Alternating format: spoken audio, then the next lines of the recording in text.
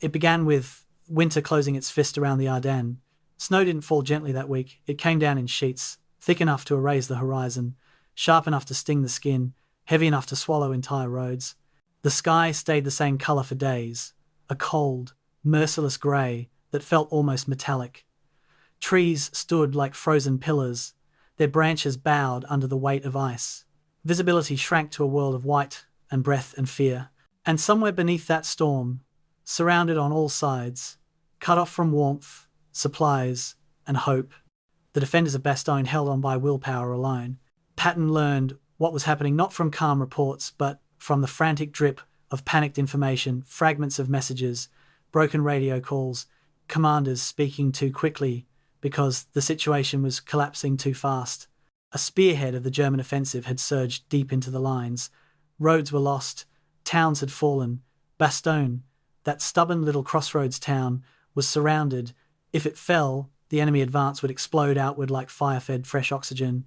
Patton didn't hesitate. He didn't pause. He didn't wait to see how bad the situation would get.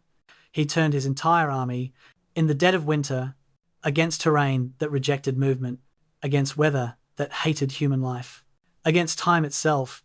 His staff stared at him in disbelief. They knew the roads were buried in snow. They knew tanks would freeze where they sat. They knew engines would choke. They knew visibility was almost zero. This wasn't a drive. This was an attempt to outrun a storm that wanted to break everything in its path. But Patton saw it differently. He didn't see miles. He didn't see weather. He didn't see obstacles. He saw men trapped in Bastogne, waiting for someone who refused to fail them.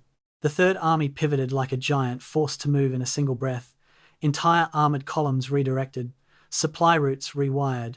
Thousands of soldiers given new orders. Maps were rewritten. Positions inverted. The only constant was speed, brutal, impossible, unrelenting speed. And then they began the drive north.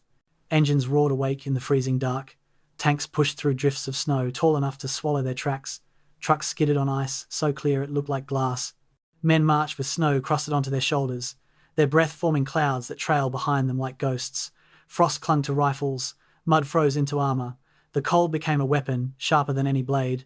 Every mile to Bastogne felt like a test the winter dared them to fail. German patrols struck from the tree line. Artillery echoed through fog, thick enough to hide entire battalions. Bridges cracked under weight. Roads that existed on maps disappeared beneath ice.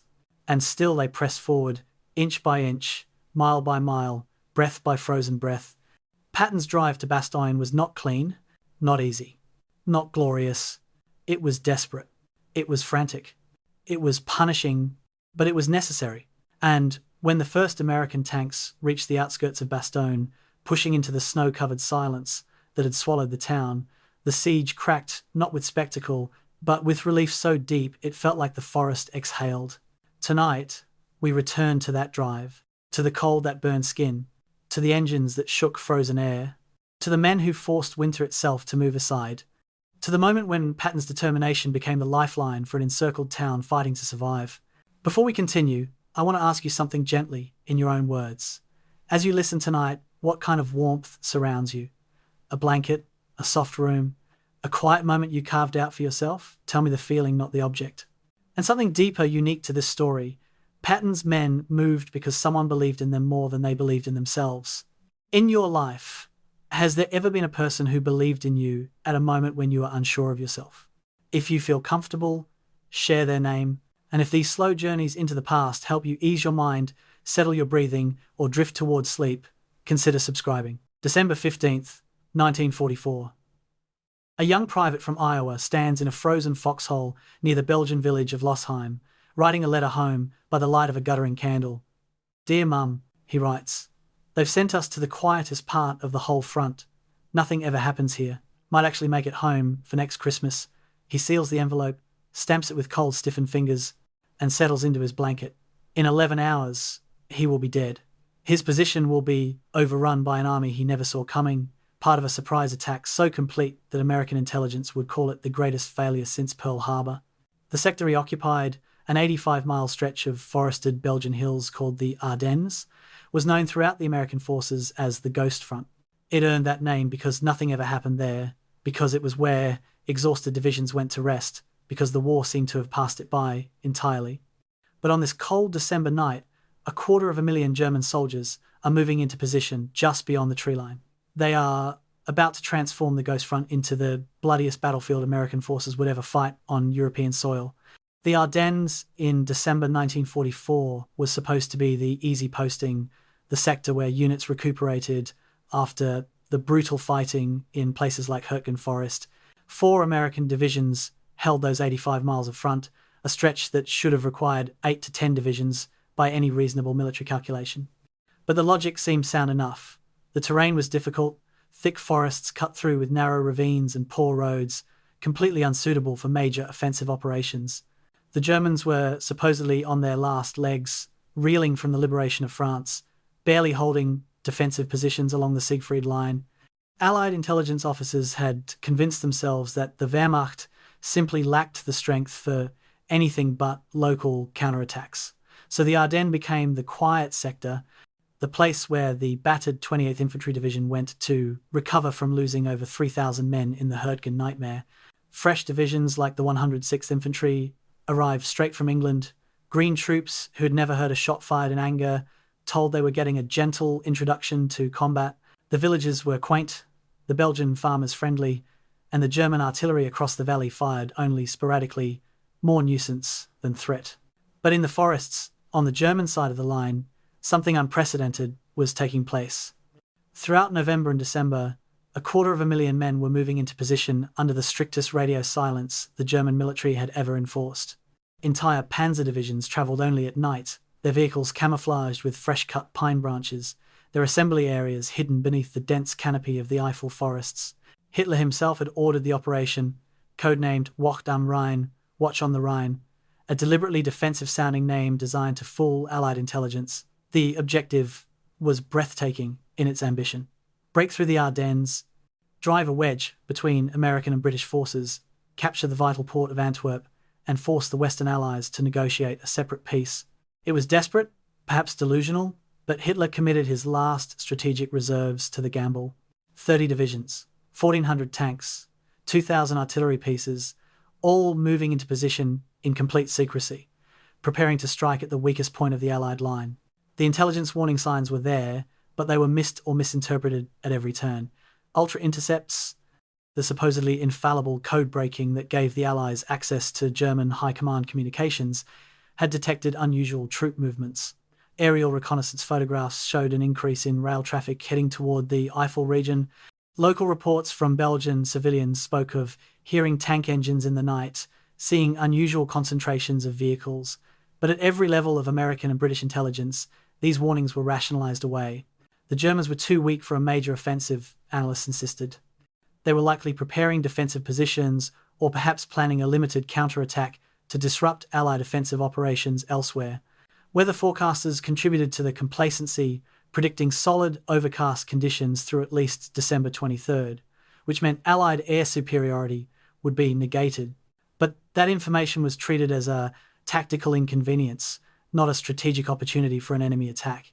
Even General Omar Bradley, commanding the 12th Army Group, would later write that he considered the Ardennes a calculated risk, a thin sector that freed up divisions for offensives further north and south.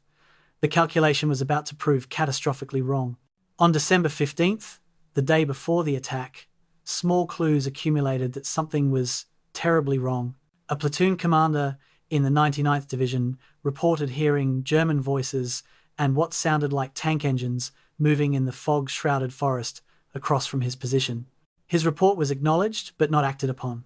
A reconnaissance patrol captured a German soldier who, under interrogation, spoke of a major offensive coming soon. The prisoner was dismissed as spreading disinformation. In the 8 Corps sector, which held the center of the Ardennes line, General Troy Middleton felt uneasy about his positions but had no concrete reason to request reinforcements. His headquarters staff noted that German artillery fire had decreased over the past few days, which might mean the enemy was hoarding ammunition for something. But for what? Nobody could say. As darkness fell on the 15th, the temperature dropped towards 0 degrees Fahrenheit. Soldiers huddled in their foxholes, dreaming of mail from home and hot food. The forests were silent except for the wind in the pine trees. It was the last quiet night the Ardennes would know for 6 weeks. At exactly 5:30 a.m. on December 16th, the silence shattered. 1,600 German artillery pieces opened fire simultaneously along the 85-mile front. The American private from Iowa, still sleeping in his foxhole, probably never knew what killed him. The barrage was unlike anything American forces in Europe had experienced, a rolling thunder that lasted for 90 minutes, chewing up command posts, severing communication lines, and destroying forward observation posts. In the pre-dawn darkness, the Germans employed a terrifying innovation. Searchlights aimed at the low cloud cover, bouncing light off the clouds to create an eerie, artificial moonlight they called Kunstlicht, artificial daylight. Under this ghostly illumination, German infantry waves began moving forward. Behind them, the panzers waited for the breakthrough that Hitler had promised would come within hours. The soldiers of the 106th Infantry Division, some of whom had been in the line for less than a week, found themselves facing veteran troops from German Volksgrenadier divisions who had one objective: punch through to the roads beyond, open the route for the armour. The American response was chaos. Communication lines were cut, runners couldn't find headquarters, and entire battalions lost contact with their parent regiments. In the village of Losheim, the gap between the 99th and 106th Divisions became a highway for German forces. The 14th Cavalry Group, responsible for screening that gap, was simply overrun. Survivors spoke later of hearing German voices shouting in English, directing American units down the wrong roads, creating confusion and panic. Further south, German commandos under Otto Skorzeny, dressed in American uniforms and driving captured American jeeps, infiltrated behind the lines to change road signs, cut communication wires, and spread rumors of massive German breakthroughs. The tactic was more effective psychologically than militarily. Within hours, paranoia spread through American rear areas. Military police set up checkpoints, demanding that soldiers prove their identity by answering questions about American culture. Who won the World Series? What's the capital of Illinois? Who's married to Betty Grable? More than one genuine American soldier was detained because he didn't follow baseball or failed a pop culture quiz administered by a suspicious MP. By midday on December 16th, the scale of the disaster was becoming clear to Allied high command. Eisenhower's headquarters at Versailles received fragmentary reports of attacks all along the Ardennes front, but the communications breakdown made it impossible to understand the full picture. Bradley initially dismissed it as a spoiling attack, perhaps 15 divisions trying to disrupt the planned Allied offensive toward the Roer River dams.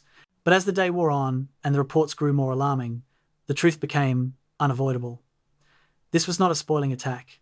This was a major offensive, perhaps the last throw of the dice, by a desperate enemy, but massive and dangerous nonetheless. The Ghost Front had become the center of the war. Villages whose names appeared on no American maps, places like Elsenborn and Streetvith and Bastogne, were about to become household words back in the United States. And somewhere to the south, prosecuting his own offensive in the Saar region, General George S. Patton received a phone call that would lead to his finest and most controversial achievement. The first night of the attack was chaos across the entire front. Some American units fought with desperate courage, holding positions far longer than seemed possible. The 99th Infantry Division, positioned on the northern shoulder of the German attack, refused to break despite being outnumbered 5-1. Their stand at Elsenborn Ridge would prove crucial in the coming days, denying the Germans access to the best roads north toward the Meuse River. Further south, at the town of Street, Vith, the 7th Armoured Division, was rushing forward to reinforce the collapsing front. But in other sectors, entire regiments simply ceased to exist. The 106th Division's two forward regiments, the 422nd and 423rd Infantry, found themselves cut off and surrounded on a forested ridge called the Schnee Eifel. Over the next 3 days, 8,000 American soldiers would be forced to surrender, the largest mass surrender of US forces in Europe during the entire war. The disaster was complete, the surprise total. The Ghost Front had been haunted, after all, not by phantoms but by a German army that Allied intelligence swore no longer existed. As December 17th dawned, American soldiers throughout the Ardennes faced a terrifying realization. They were alone, cut off from higher command, unsure who was winning or losing, uncertain even where the enemy was. In the forests and villages of Belgium, small groups of Americans fought desperate defensive actions, buying time they didn't know anyone needed. Company commanders made decisions that should have been made by generals, because the generals couldn't be reached. Platoon sergeants found themselves commanding battalions, because everyone above them was dead or missing. It was warfare at its most primitive and terrifying, and it was about to get worse.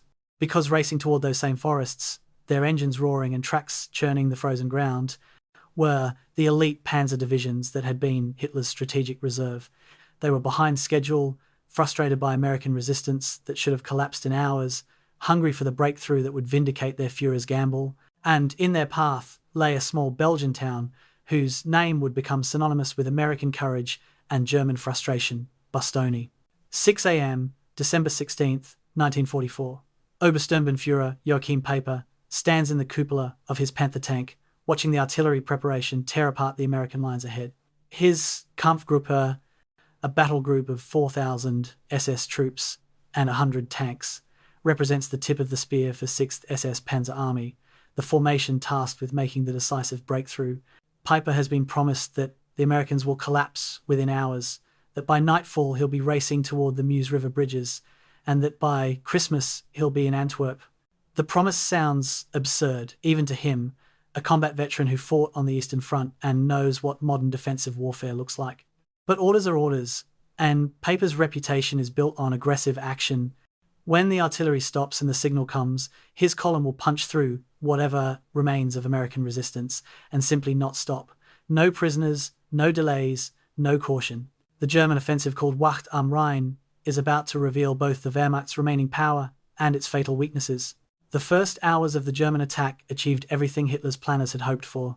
Along the 85-mile front, American positions simply ceased to exist under the weight of the artillery barrage. The Volksgrenadier divisions, infantry units hastily raised and trained in the last months of 1944, pushed through the shattered American lines with surprising effectiveness. Behind them, waiting for the breakthrough, sat the real striking power. 2 panzer armies, 6th SS Panzer Army in the north under Sepp Dietrich, and 5th Panzer Army in the center under Hasso von Manteuffel. These formations represented Germany's last mobile reserves, scraped together from units pulled from the collapsing Eastern Front, rebuilt shattered divisions, and the strategic reserve Hitler had been hoarding since the Normandy invasion, 1,400 tanks and assault guns, including the feared Panthers and the nearly invincible King Tigers, 2,000 artillery pieces, given ammunition allocations they hadn't seen since the glory days of 1940. 250,000 men, attacking an American force of 80,000, spread too thin across impossible terrain. By every conventional military calculation, the Germans should have won a decisive victory in the first 72 hours. But within hours, the offensive was already behind schedule, and the reasons why would ultimately doom the entire operation. Piper's Kampfgruppe encountered its first serious problem at the village of Lanzerath, where a single American intelligence and reconnaissance platoon of 18 men held a critical crossroads. The platoon, vastly outnumbered, fought from prepared positions throughout the morning, calling in artillery fire that disrupted German formations. When Piper's column finally overran the position that afternoon, he had lost 6 precious hours. It seemed trivial, a minor delay in a massive operation, but Hitler's plan was built on an impossibly tight timetable. 1st Panzer Army had to reach the Meuse River bridges within 48 hours before American reinforcements could arrive. Every hour of delay multiplied the risk of failure, and Piper was learning what German commanders on the Eastern Front already knew. American forces, even when surprised and outnumbered, fought back with artillery support and aggressive small unit tactics that German doctrine hadn't prepared for. The Wehrmacht was discovering that this would not be France in 1940, where Allied armies had collapsed in confusion. These Americans were stubborn. The fuel crisis began on day one and never stopped getting worse. Hitler's planners had allocated 5 million gallons of fuel for the offensive, but the Wehrmacht's shattered logistics system could only deliver half that amount to the front. The plan therefore relied on a desperate expedient: capture American fuel depots intact and use enemy supplies to continue the advance. On paper, it seemed almost reasonable. The Americans had massive fuel dumps scattered throughout Belgium and Luxembourg, supporting the vast vehicle fleets of their mechanized armies. If German panzers could overrun just a few of these depots in the first days of the offensive, they could keep moving west. But the assumption proved catastrophically wrong. American forces, even in retreat, destroyed or evacuated their fuel supplies. Piper's Kampfgruppe, racing ahead of the main German advance, began running low on fuel by the end of the second day. his tanks started breaking down from mechanical failures caused by hasty wartime production, and the roads themselves, supposedly the reason for attacking through the Ardennes, proved barely adequate for modern armor. Narrow, winding forest tracks became choked with disabled vehicles, panthers threw tracks on sharp corners, king tigers, weighing 70 tons, collapsed bridges, never designed for such loads. The lightning breakthrough was becoming a grinding traffic jam. December 17th brought the incident that would forever stain Paper's Kampfgruppe and provide American propaganda with its most powerful symbol of German brutality. At the crossroads near Malmedy, Piper's lead elements captured an American convoy, over 100 men from the 285th Field Artillery Observation Battalion. The Americans were disarmed and herded into a field beside the road. Accounts of what happened next are disputed in details, but clear in outcome. SS troops opened fire with machine guns, methodically killing 84 unarmed prisoners. Some Americans survived by playing dead in the snow. Others ran for nearby woods and were hunted down. When the massacre was discovered the next day, the news spread through American units like wildfire. No quarter for SS became an unofficial policy in some sectors. The propaganda value for American morale was immense. Soldiers now fought with the certainty that surrender to SS units meant death. The Malmedy massacre ensured that the Battle of the Bulge would be remembered not just as a military crisis, but as a moral struggle against an enemy that had abandoned the laws of war. By December 18th, the German offensive was achieving tactical successes, but strategic failure was already visible to clear-eyed observers. In the north, 6th SS Panzer Army had stalled completely. The stubborn American defense at Elsenborn Ridge denied Dietrich's forces access to the main roads toward Liège and the Meuse crossings. Piper's Kampfgruppe, the spearhead that was supposed to be in Antwerp by Christmas, was trapped in the village of Chaumont, surrounded by American forces and critically low on fuel. Piper's radio messages back to headquarters grew increasingly desperate. Supply situation critical, route blocked, await orders. The orders that came back were impossible. Continue attack, refuel from captured stocks. But there were no captured stocks. The Americans had evacuated or destroyed everything. In the center sector, 5th Panzer Army under Manteuffel was making better progress, pushing American forces back toward the Meuse. But even here, the advance was measured in miles per day, not the dozens of miles per day that the plan required. And two towns were holding out against all German efforts to reduce them: Streetvith in the north and Bastogne in the south. Streetvith's defense bought the Allies precious time, but at a terrible cost.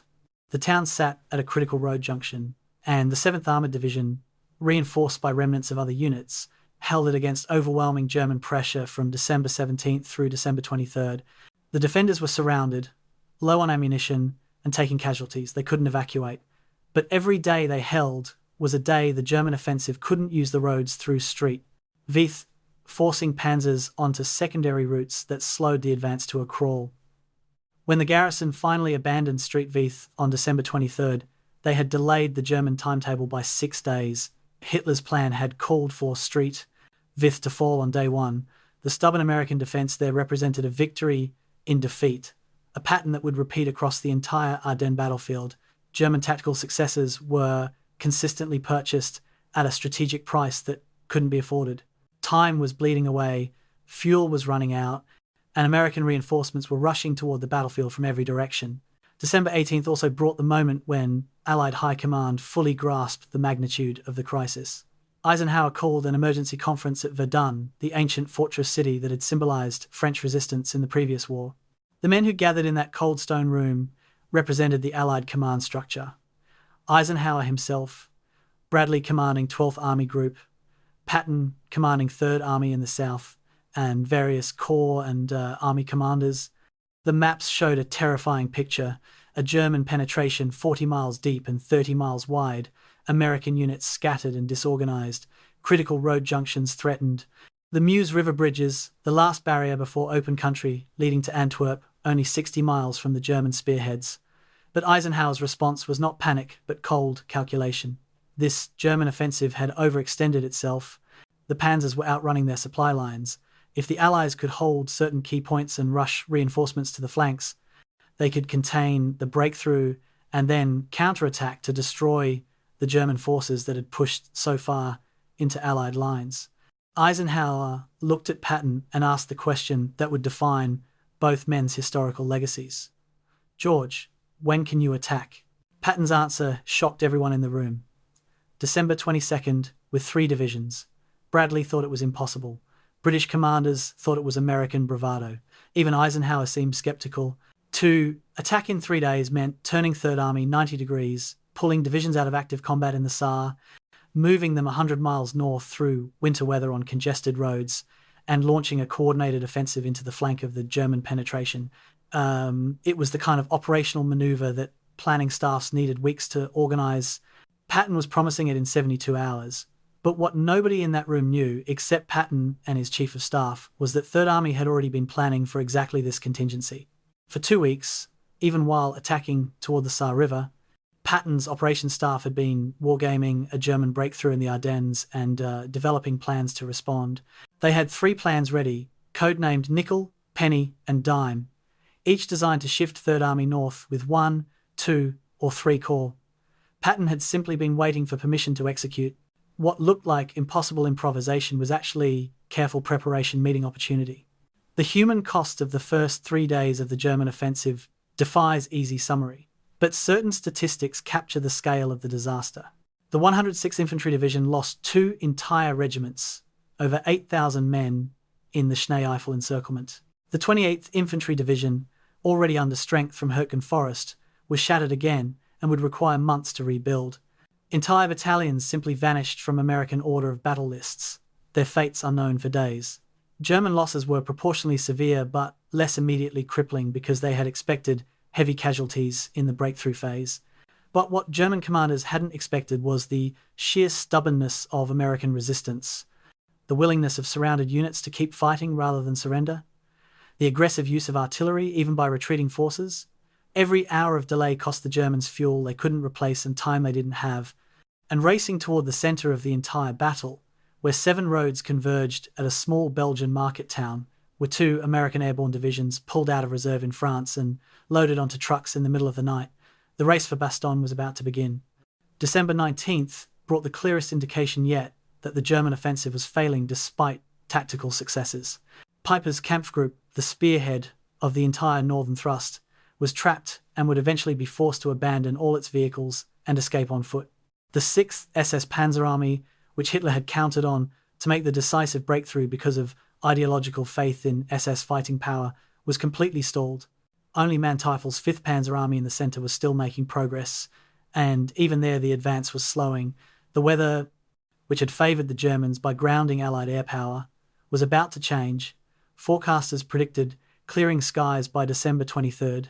Once American and British fighters and bombers could operate, the German columns packed onto narrow roads would be slaughtered from the air. The window for success was closing. And yet Hitler refused to authorize any change to the plan. Antwerp remained the objective. There would be no retreat, no adjustment, no flexibility. The German offensive would continue until it succeeded or destroyed itself in the attempt. For the American forces rushing north to contain the breakthrough, the question was whether they could arrive in time to prevent that success. The answer would be decided at Bastogne. December 17th, 1944. A staff officer at Supreme Headquarters, Allied Expeditionary Force, spreads a Michelin road map of Belgium across a conference table in Versailles. He's looking for Bastogne, a town he's never heard of, in a region he'd considered a military backwater until 48 hours ago. His finger traces the roads converging on that single point. 7 paved highways, radiating out like spokes from a hub, connecting every significant town and village in the southern Ardennes. For mechanized armies dependent on all-weather roads, especially in winter when cross-country movement meant bogging down in frozen mud, those 7 highways represented the only viable routes through the region. Hold Bastogne and German armour would be forced onto secondary roads, barely adequate for trucks, let alone 70-ton King Tigers. Lose Bastogne, and 5th Panzer Army would have an open highway to the Meuse River and beyond. The staff officer reaches for a red marker and circles the town. Within hours, orders will flow out from this headquarters that will transform an obscure Belgian crossroads into one of the most famous battlefields in American military history. Bastogne in mid-December 1944 was an ordinary town of about 4,000 inhabitants, most of them Walloon-speaking Belgians who had endured 4 years of German occupation and were just beginning to believe liberation might be permanent. The town featured a central square called Place Macauliffe, though it hadn't yet earned that name, and the usual amenities of a regional market centre, a church, a seminary, shops, and a hospital. What made Bastogne strategically vital was purely a matter of geography and infrastructure. The Ardennes region, for all its forested beauty, had remarkably few paved roads suitable for heavy military traffic. Most routes were narrow country lanes that became impassable quagmires the moment it rained or snowed. The 7 highways that met at Bastogne numbered N4, N15, N26, N30, N34, N85, and N874 in the Belgian system were the exceptions, properly paved, relatively straight, and engineered to modern standards. Controlling those highways meant controlling movement through the entire southern Ardennes. German planners had understood this from the beginning. 5th Panzer Army's route of advance had Bastogne as its initial objective, to be captured within 48 hours. After that, the panzers would fan out on those same highways, racing for the Meuse crossings at Dinant and Namur. The American response to the German offensive was hampered by confusion and communication failures, but one decision Eisenhower made almost immediately proved crucial. On December 17th, he released Shah F's Strategic Reserve, the only 2 divisions not committed to frontline sectors or occupation duties, the 82nd and 101st Airborne Divisions. These elite formations, veterans of Normandy and Operation Market Garden, were resting in camps around Reims, France, refitting after their previous operations and expecting to spend Christmas away from combat.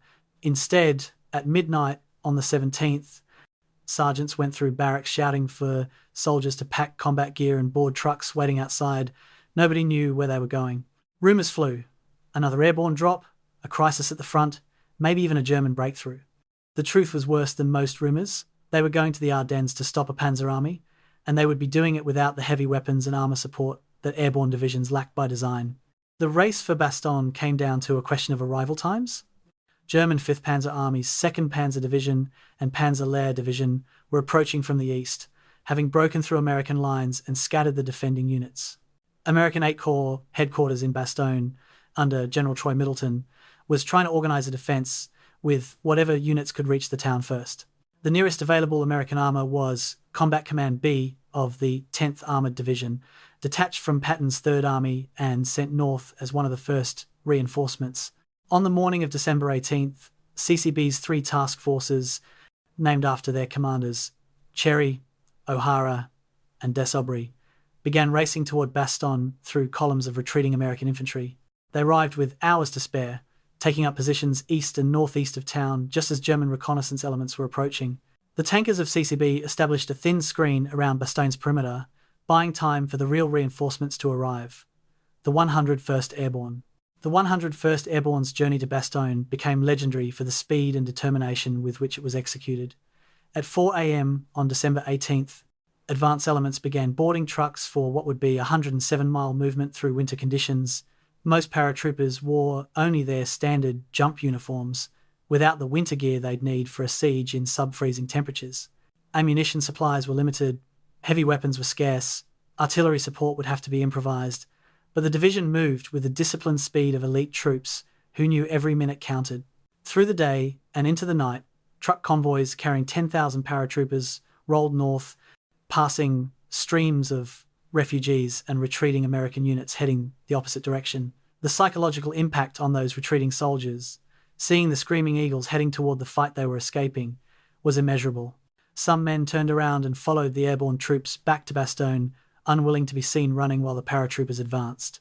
General Anthony McAuliffe, the 101st's artillery commander who found himself acting division commander because Major General Maxwell Taylor was in the United States, arrived in Bastogne on the evening of December 18th.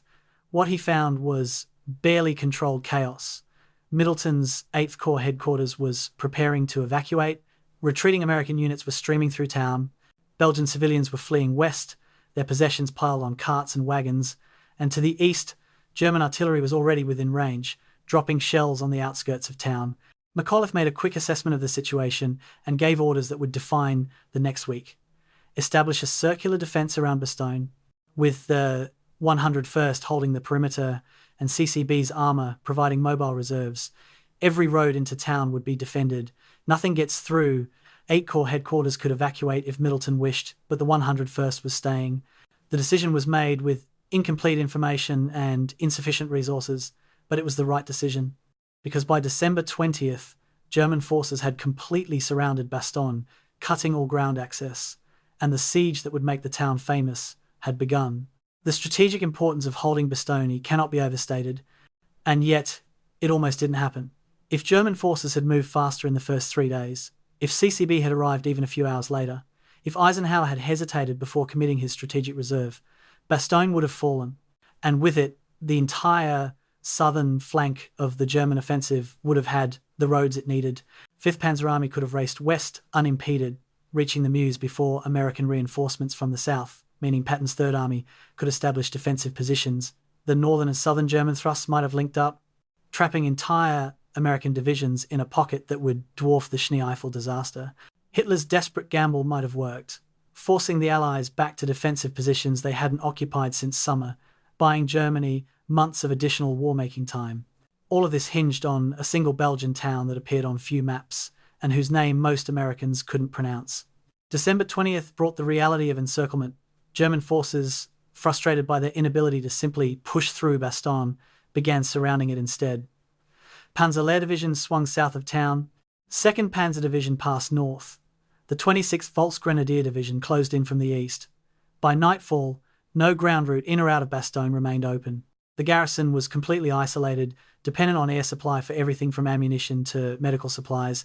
McAuliffe's headquarters, set up in the Heinz barracks in town, began receiving reports from all sectors: German probing attacks, artillery bombardments, attempts to infiltrate the perimeter.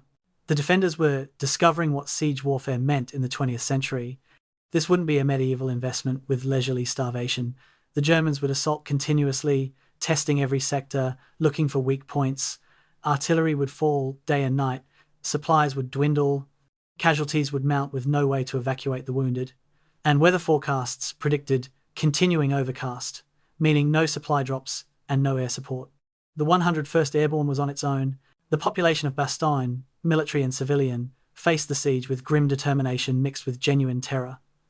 The 4,000 Belgian civilians who remained in town, those who couldn't flee or chose to stay in their homes, crowded into cellars as artillery fire intensified. The town's hospital became overwhelmed within days, treating both American wounded and injured civilians in corridors and basement spaces. Food supplies for civilians ran short quickly.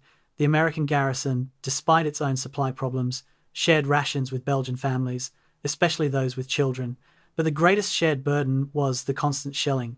German artillery, positioned in a complete ring around Bastogne, could hit any part of town at any time. There was no safe area, no place to rest without fear. Soldiers and civilians alike learned to recognize the sound of incoming fire, to distinguish between artillery and mortars, to take cover in the seconds between the whistle and the impact.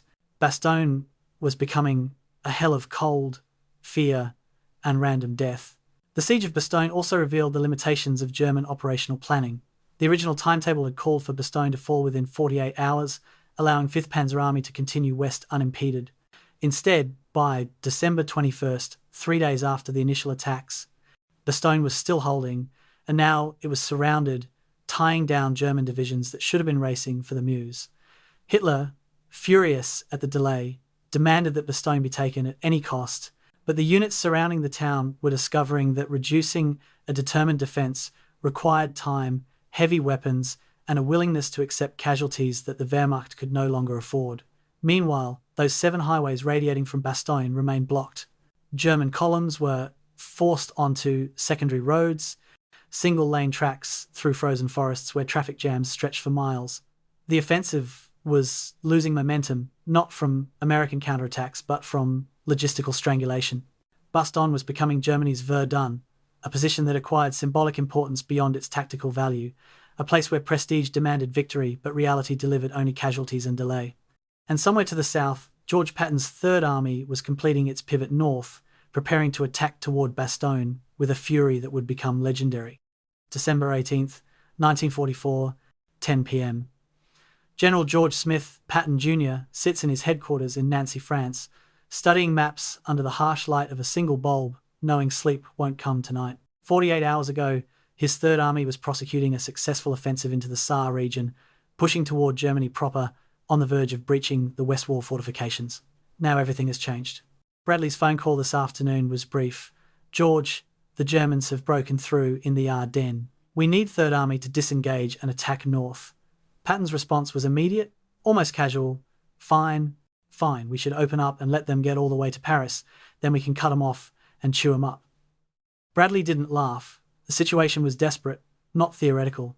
And now Patton faces the most complex logistical challenge of his career, turning an entire army 90 degrees, moving 250,000 men and 133,000 vehicles through winter weather on congested roads, and attacking in 3 days. Not 3 weeks. 3 days. It is the kind of operational maneuver that should be impossible. Patton intends to make it look easy. Third Army's position on December 18th was both a disadvantage and a strange advantage. The disadvantage was obvious. Patton's forces were 70 to 100 miles south of Bastogne, fully committed to offensive operations in the Saar, with supply lines stretched east and south, not north. Pulling divisions out of active combat, turning them around, and moving them in the opposite direction while maintaining unit cohesion was a nightmare that would test every aspect of military logistics.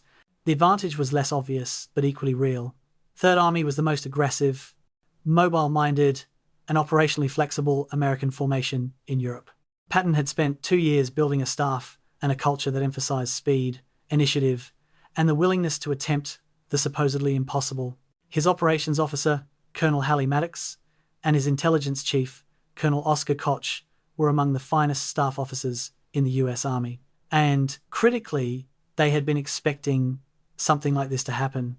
The secret of Patton's 3-day promise was that he'd been planning for exactly this contingency since early December. Koch, the intelligence officer, had been warning for weeks that the Germans were capable of a spoiling attack or even a limited offensive in the Ardennes.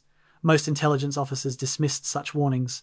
The Germans were too weak, too disorganized, too beaten, but Koch kept insisting, and Patton listened. On December 12th, 4 days before the German offensive began, Patton ordered his staff to develop contingency plans for disengaging from the Saar and attacking north into the German flank. 3 plans were drafted, codenamed Nickel, Penny, and Dime, each designed to move 1, 2, or 3 corps north depending on the severity of the situation. Staff officers worked out road routes, fuel requirements, artillery positioning, everything needed for a major redeployment. When Eisenhower asked on December 19th when Third Army could attack, Patton wasn't improvising. He was executing a plan that existed on paper, had been wargamed, and was ready to implement. What looked like genius was actually careful preparation meeting opportunity. The conference at Verdun on December 19th became one of the war's legendary command meetings, partly because of what was decided and partly because of how Patton behaved. Eisenhower opened by explaining the crisis. A massive German breakthrough, American forces scattered and retreating, the entire situation in doubt. He asked his commanders what they could do and when. Bradley suggested that First Army, fighting on the northern shoulder of the German penetration, could probably hold but couldn't counterattack soon. British commanders recommended caution, establishing defensive positions, letting the German offensive exhaust itself. Then Eisenhower turned to Patton, "When can you attack?" Patton's answer was delivered with his characteristic certainty, December 22nd, with 3 divisions. The room went silent. Bradley thought it was impossible. Even Eisenhower seemed skeptical, asking Patton not to be fatuous. But Patton wasn't joking. He explained that Third Army could disengage from the Saar, pull out 3 divisions, move them north, and attack in 72 hours. Eisenhower studied his subordinate's face, looking for doubt or bravado, and saw only calm confidence. "All right, George," he said. "Go ahead." The divisions Patton selected for the initial attack revealed his understanding of the mission's requirements. 4th Armoured Division would lead the way, the tip of the spear. Because it was Third Army's most aggressive and capable tank formation, commanded by Major General Hugh Gaffey and spearheaded by Lieutenant Colonel Creighton Abrams, Combat Command B. Behind them would come the 26th Infantry Division, a National Guard unit from Massachusetts that had been bloodied in previous fighting but still had the numbers and resilience needed for sustained operations. And the 80th Infantry Division, veterans of some of the hardest fighting in Lorraine, would provide additional punch. 3 Corps, commanded by Major General John Milliken, would control these divisions, attacking on a narrow front straight north toward Bastogne. On paper, it was simple: 3 divisions, 1 route, 1 objective. But the execution would require solving 1,000 logistical problems simultaneously, while winter weather, German resistance, and simple exhaustion fought against every step. The movement began on December 20th, and the scale of the operation staggers the imagination. 133,178 vehicles moving simultaneously, most of them on a single highway axis heading north. Tanks, half-tracks, trucks carrying infantry, artillery, prime movers, towing guns, fuel tankers, ammunition trucks, jeeps carrying staff officers, ambulances preparing for casualties that hadn't happened yet. The convoy stretched for miles, moving day and night, a river of steel flowing toward the sound of guns. At every crossroads, military police stood in the freezing cold, directing traffic with hand signals and flashlights, orchestrating the movement with split-second timing. A single breakdown, one vehicle stalling in the middle of the road, could back up traffic for miles. Maintenance crews followed the columns, performing emergency repairs on vehicles that broke down, cannibalizing parts from the unfixable to keep the others moving. It was organized chaos, a massive improvisation held together by discipline and the knowledge that men in Bastogne were dying while Third Army repositioned. The soldiers moving north had mixed feelings about what they were doing. Relief at leaving the grinding attritional warfare of the Saar, where every village cost casualties and gains were measured in hundreds of yards.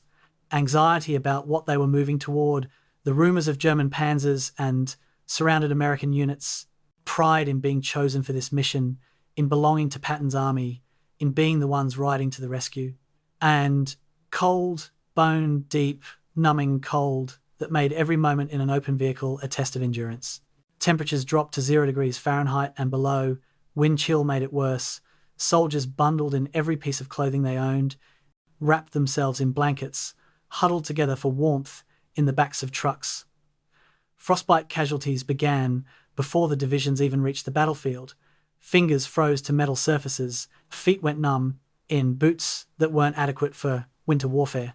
Men urinated on their hands to warm them, a desperate trick that provided seconds of relief before the cold returned. The movement was taking a physical toll before any enemy fire was encountered. Radio discipline collapsed almost immediately, and German intelligence benefited immensely.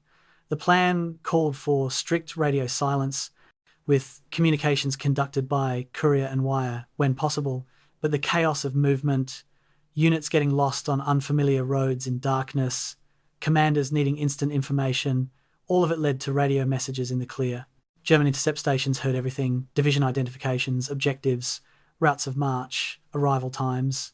Wehrmacht intelligence officers plotted American movements with remarkable accuracy, knowing exactly where Third Army would attack and with what forces.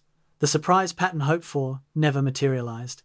When 4th Armored Division finally launched its attack on December 22nd, German forces were waiting in prepared positions, ready for the American onslaught.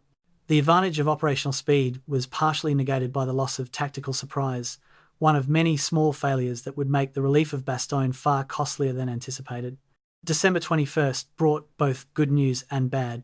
The good news was that the divisions were arriving at their jumping-off positions, more or less on schedule. 4th Armoured was in position around Arlon, Belgium.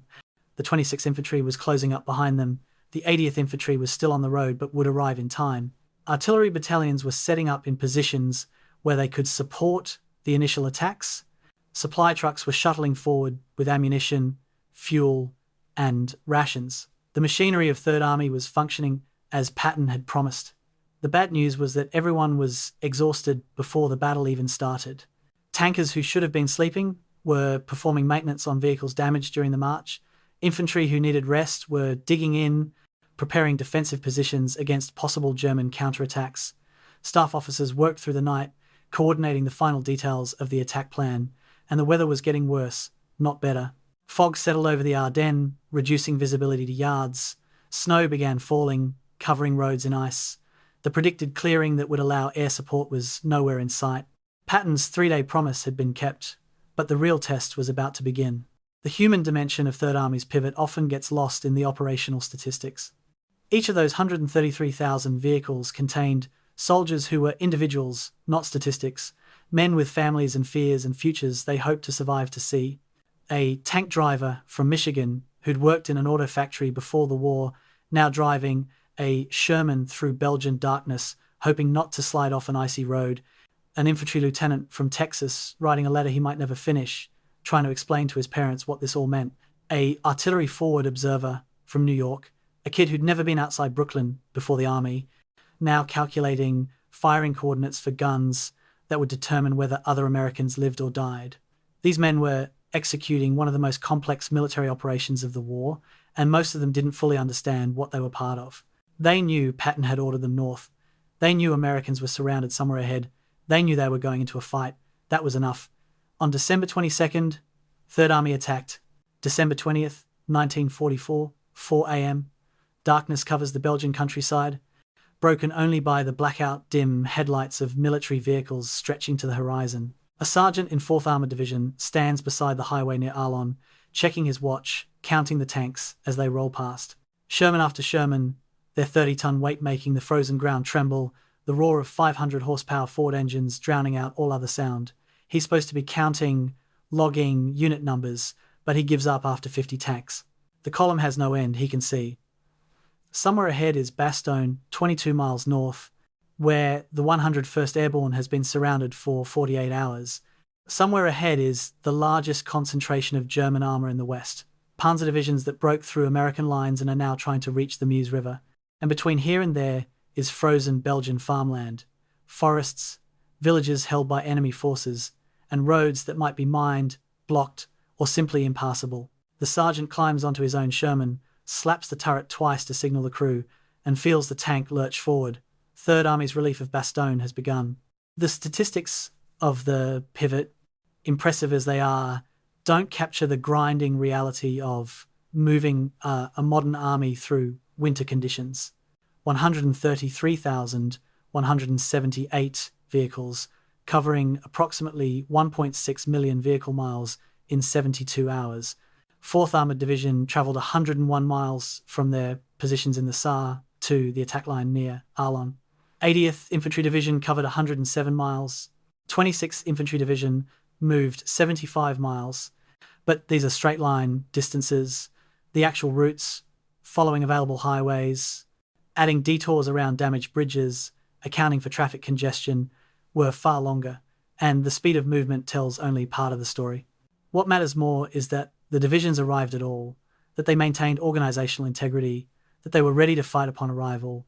By any reasonable military standard, what Third Army accomplished should have taken a week of preparation. Patton did it in 3 days.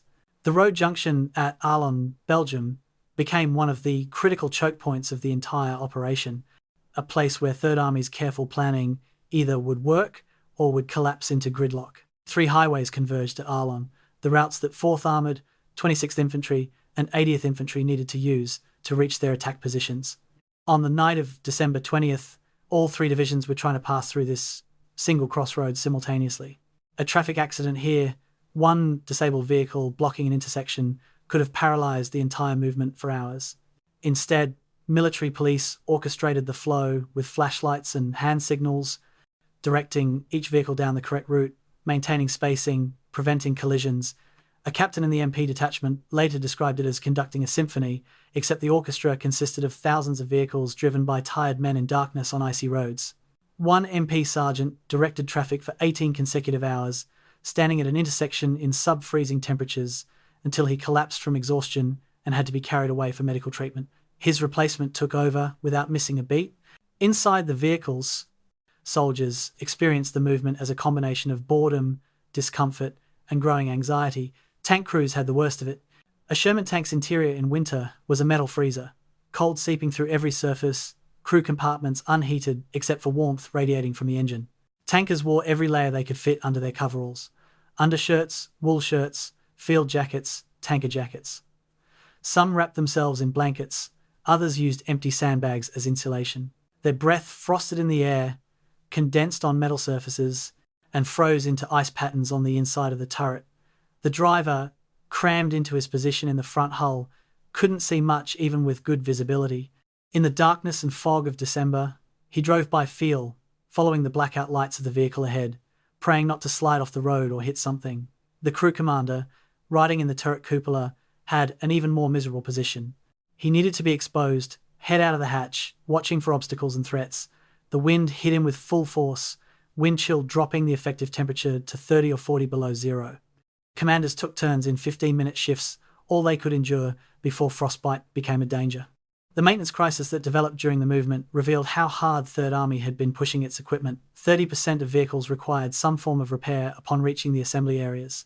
Tanks threw tracks on icy roads, the rubber and steel failing in cold temperatures they weren't designed for, engines seized from inadequate oil viscosity in sub-zero conditions, transmissions failed from constant operation without proper maintenance intervals. Half-tracks broke axles, trucks burned out clutches, artillery pieces arrived with damaged recall mechanisms from being towed too fast over rough roads. The ordnance companies worked miracles, cannibalizing parts from the most damaged vehicles to keep others operational, performing repairs in darkness by feel as much as sight, improvising solutions because proper parts weren't available. By December 22nd, when the attack began, 4th Armoured had 85% of its tanks operational, an achievement given the circumstances, but 25% below authorized strength. Every broken vehicle represented lost combat power, a tank or gun that wouldn't be available when the shooting started. The cold affected soldiers as much as equipment, and medical personnel began treating frostbite casualties before the divisions engaged the enemy. Frostbite is insidious, starting with numbness that makes the affected area feel almost warm, progressing to tissue damage that can require amputation if untreated. Soldiers whose boots got wet, either from snow or from stepping in icy water, were at highest risk. The dampness conducted heat away from feet faster than dry cold could. Within an hour, toes went numb. Within 2 hours, tissue damage began. The Army's winter boots, designed for stateside use, were inadequate for sustained operations in European winter conditions. Some units improvised, wrapping feet in extra socks, newspapers for insulation, even straw. Medical officers gave lectures on frostbite prevention, changed socks regularly, never warm frozen flesh too quickly, watch your buddy's face for the white patches that indicated facial frostbite.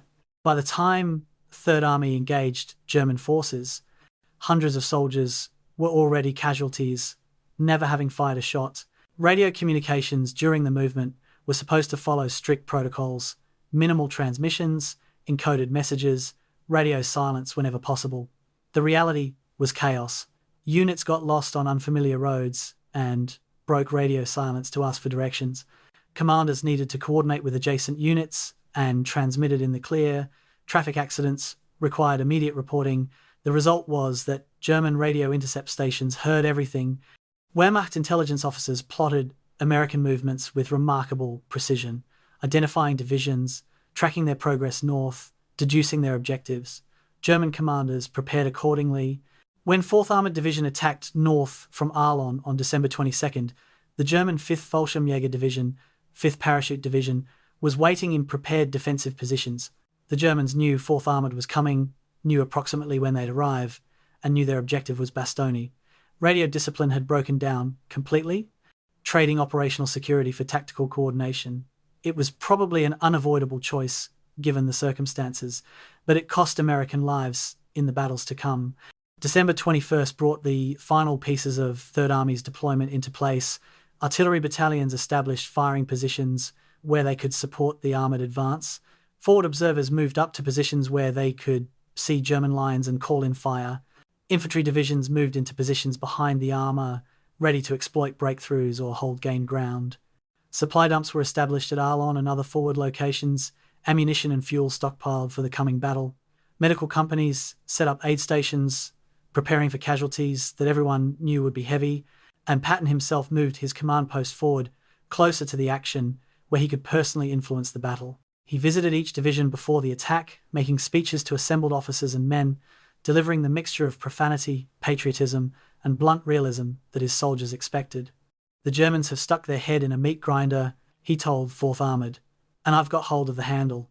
It was pure Patton, confident, aggressive, reducing complex strategy to a visceral metaphor his soldiers could understand. The aerial view of Third Army's deployment, had anyone been able to achieve it through the overcast, would have shown a remarkable sight. 3 arrows of American military power converging on the base of the German penetration. From the west, First Army was finally stabilizing the northern shoulder of the Bulge, containing German forces around Street, 5th and Elsenborn. From the north, British XXX Corps was moving into blocking positions near the Meuse River, the last line of defence if German panzers broke through. And from the south, Third Army was forming up for the counterattack that would relieve Bastogne and begin the process of eliminating the entire German salient. Hitler's gamble was facing the inexorable reality of Allied material superiority. The Wehrmacht could achieve tactical surprise, could break through weakly held sectors, could advance dozens of miles, but it couldn't prevent the Allies from concentrating overwhelming force in response.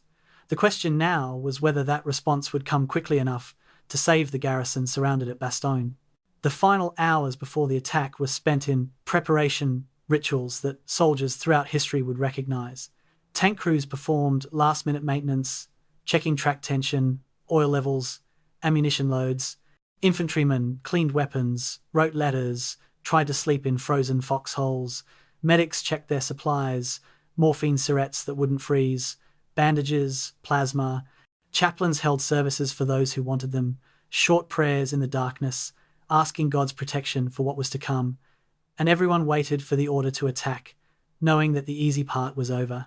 Moving north had been difficult, exhausting, cold. Fighting north would be worse. German forces were dug in, had artillery support, and were determined to hold. Every village, every crossroads, every bridge would be contested.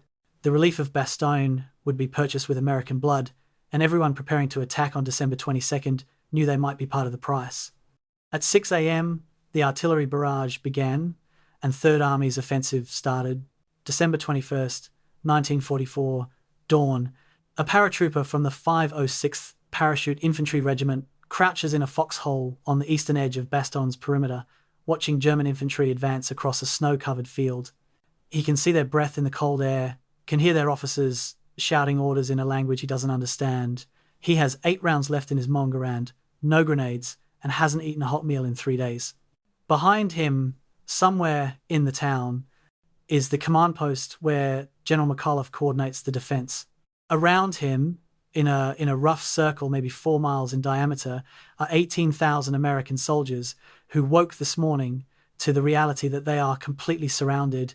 Every road out of Bastogne is held by German forces. Every supply line is cut. The only connection to the outside world is radio, and the messages coming through are variations on the same theme. Hold on, help is coming, we don't know when. The paratrooper sights on the lead German soldier, exhales slowly, and squeezes the trigger. The siege of Bastogne has entered its critical phase. The German encirclement was completed methodically between December 19th and 21st, a textbook maneuver that should have led to the garrison's surrender within days. Panzerlehr Division, commanded by Fritz Bayerlein, swung south of Bastogne and took up blocking positions on the roads toward Arlon, directly in the path of any relief force from Third Army. 2nd Panzer Division passed north of town, racing toward the Meuse River but leaving behind elements to close the circle. 26th Volksgrenadier Division approached from the east, the direction of the original German breakthrough, and various smaller formations filled the gaps, creating a perimeter that had no obvious weak points. The German forces surrounding Bastogne outnumbered the defenders, had more artillery, and possessed the initiative. By every conventional military calculation, the Americans should have either been overrun or forced to surrender. The fact that neither happened reveals both the quality of American defensive fighting and the limitations of German offensive capability. By December 1944, the composition of Bastogne's garrison was a mixture that shouldn't have worked, but somehow did. The Corps was the 101st Airborne Division, elite paratroopers with extensive combat experience but lacking heavy weapons and designed for short-duration operations, not sustained defense. Supporting them was Combat Command B of 10th Armored Division, 3 task forces of tanks and armoured infantry that provided the mobile firepower airborne troops lacked, remnants of other units, survivors from formations shattered in the initial German breakthrough, added numbers if not always combat effectiveness. Artillery played a crucial role. 4 battalions of field artillery, including the 427th Glider Field Artillery and the 463rd Parachute Field Artillery, giving McAuliffe's force more artillery support than German commanders expected an isolated garrison to possess.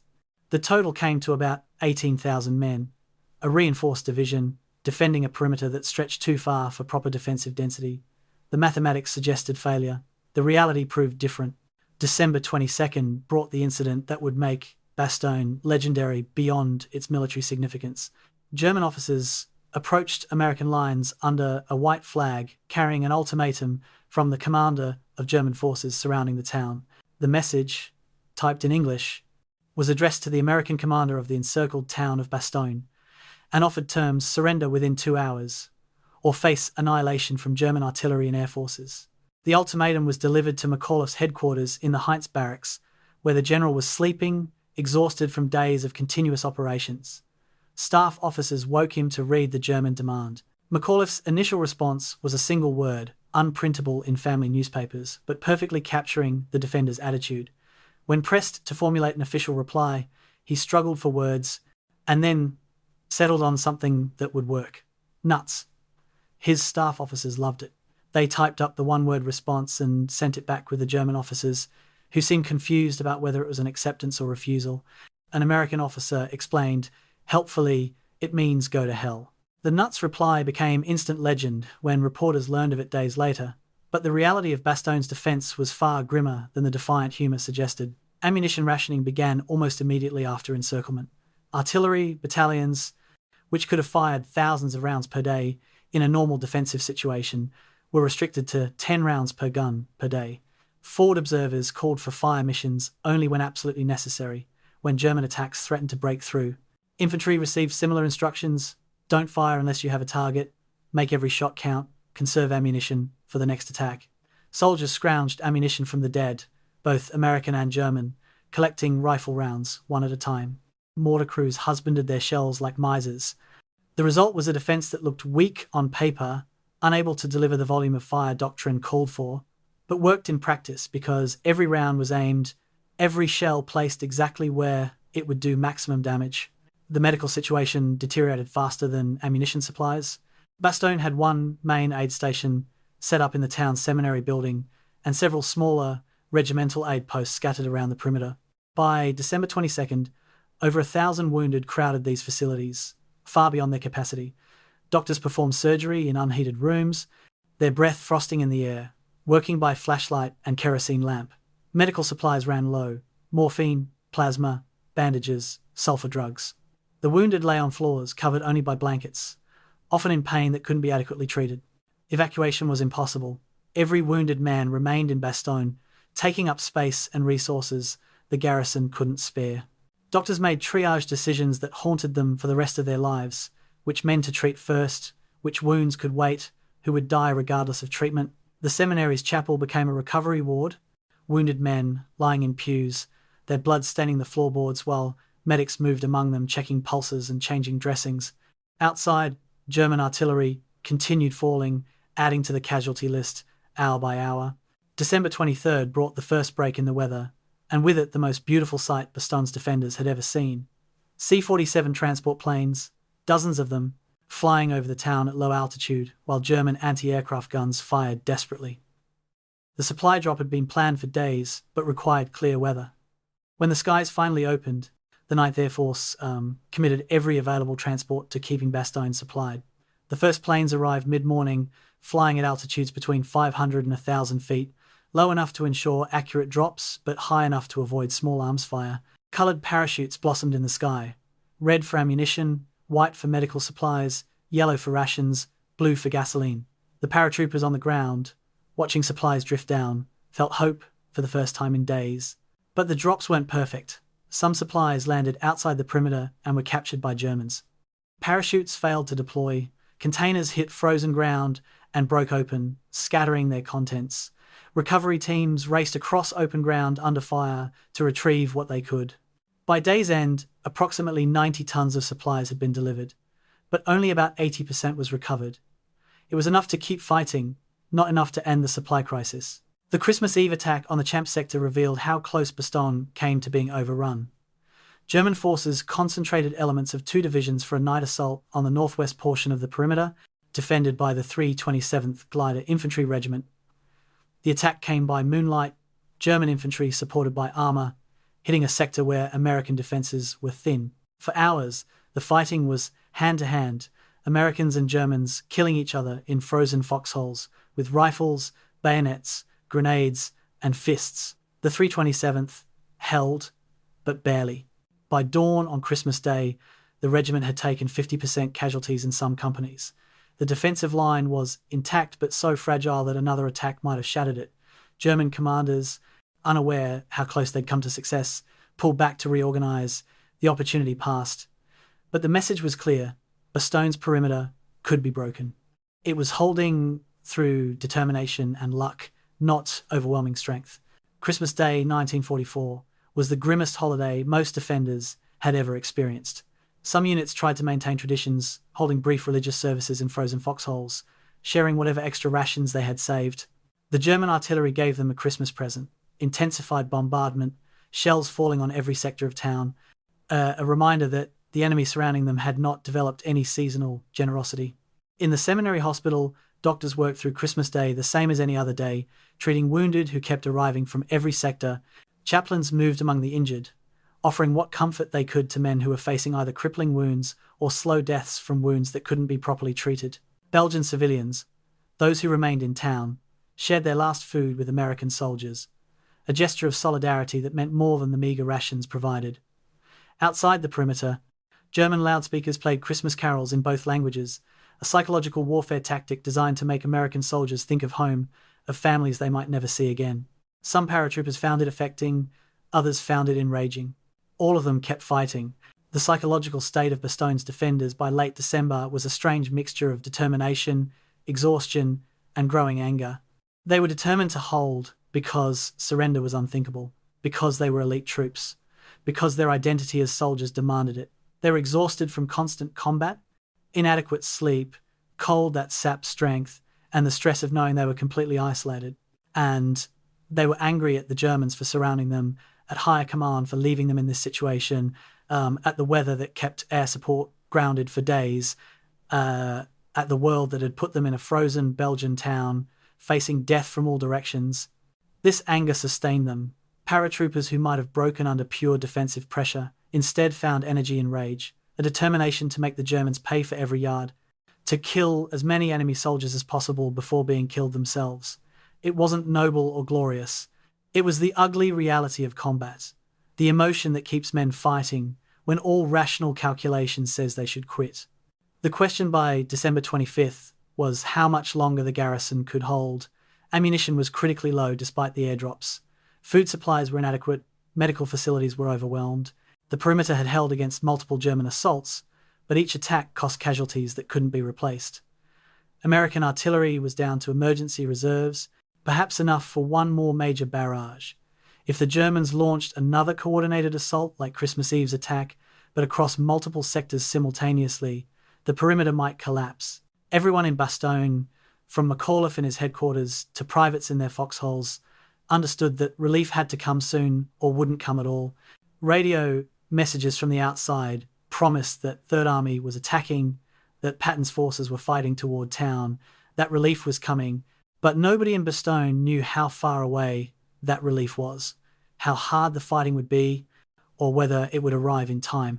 They knew only that they had to hold one more day and then another after that. The mathematics of siege warfare were inexorable. Bastogne was dying by degrees. The only question was whether it would die completely before help arrived. December 22nd, 1944, 6 a.m. Lieutenant Colonel Creighton Williams Abrams Jr. sits in the turret of his command tank, watching artillery fire land on German positions north of Arlon. He's 30 years old, a West Point graduate who looks older than his age, with a reputation throughout 4th Armoured Division as the most aggressive combat commander in an army full of aggressive commanders. His Combat Command B consists of roughly 4,000 men and 50 tanks, the spearhead of 3rd Army's relief operation. The mission is simple to state, impossible to execute. Attack north 22 miles to Bastogne, break through whatever German forces are in the way, and relieve the surrounded garrison. Abrams has been given 3 days to accomplish what should take 3 weeks. He intends to do it in 2. When the artillery barrage lifts, he'll lead his command into a meat grinder of German defensive positions, minefields, roadblocks, and panzer counterattacks. Men will die, tanks will burn, and nothing will stop unless he personally orders a halt. That's fine with Abrams. He doesn't plan to order any halts. 4th Armoured Division was 3rd Army's premier armoured formation, a division with a reputation earned through months of continuous combat across France and into the German border. Commanded by Major General Hugh Gaffey, the division was organised into 3 combat commands: Combat Command A, Combat Command B, and Combat Command Reserve, each a self-contained combined arms team of tanks, armoured infantry, artillery, and engineers. For the relief of Bastogne, Gaffey chose to attack on 3 routes simultaneously. Combat Command A, under Lieutenant Colonel Hunter, would take the western route through Vaux-les-Rosières.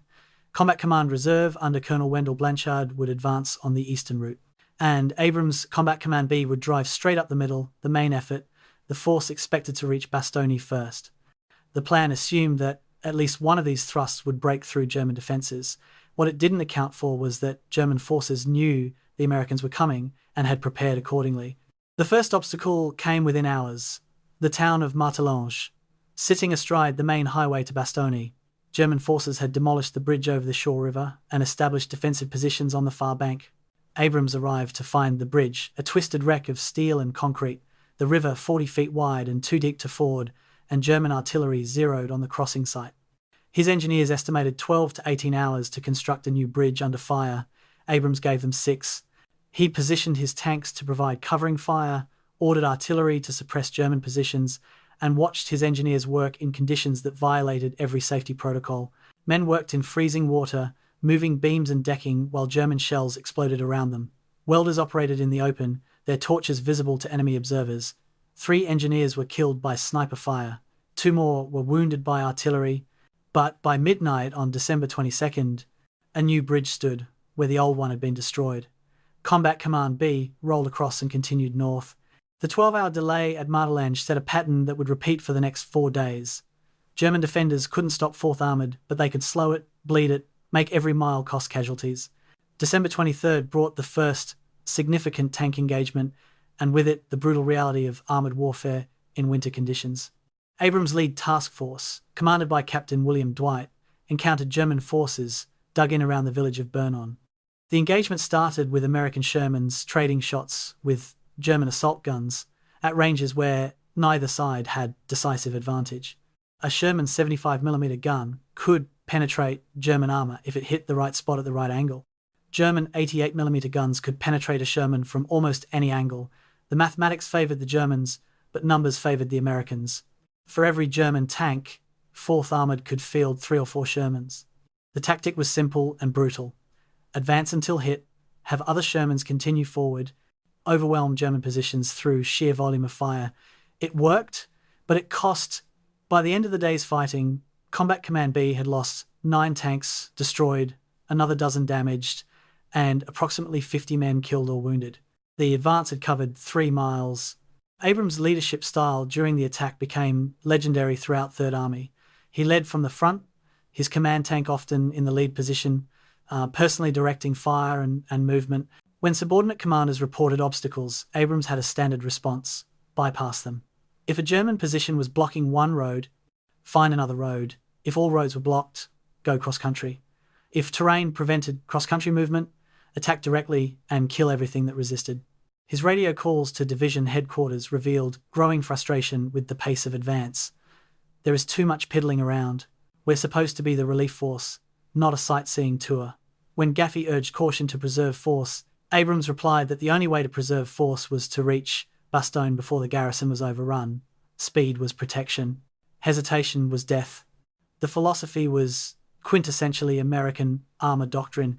Patton's aggressive spirit filtered through a battalion commander who believed every word of it. December 24th brought winter weather that turned the battlefield into a frozen hell. Temperatures dropped below zero, fog reduced visibility to less than 100 yards, and snow began falling in earnest. The conditions affected both sides equally, but they hit attacking forces harder than defenders.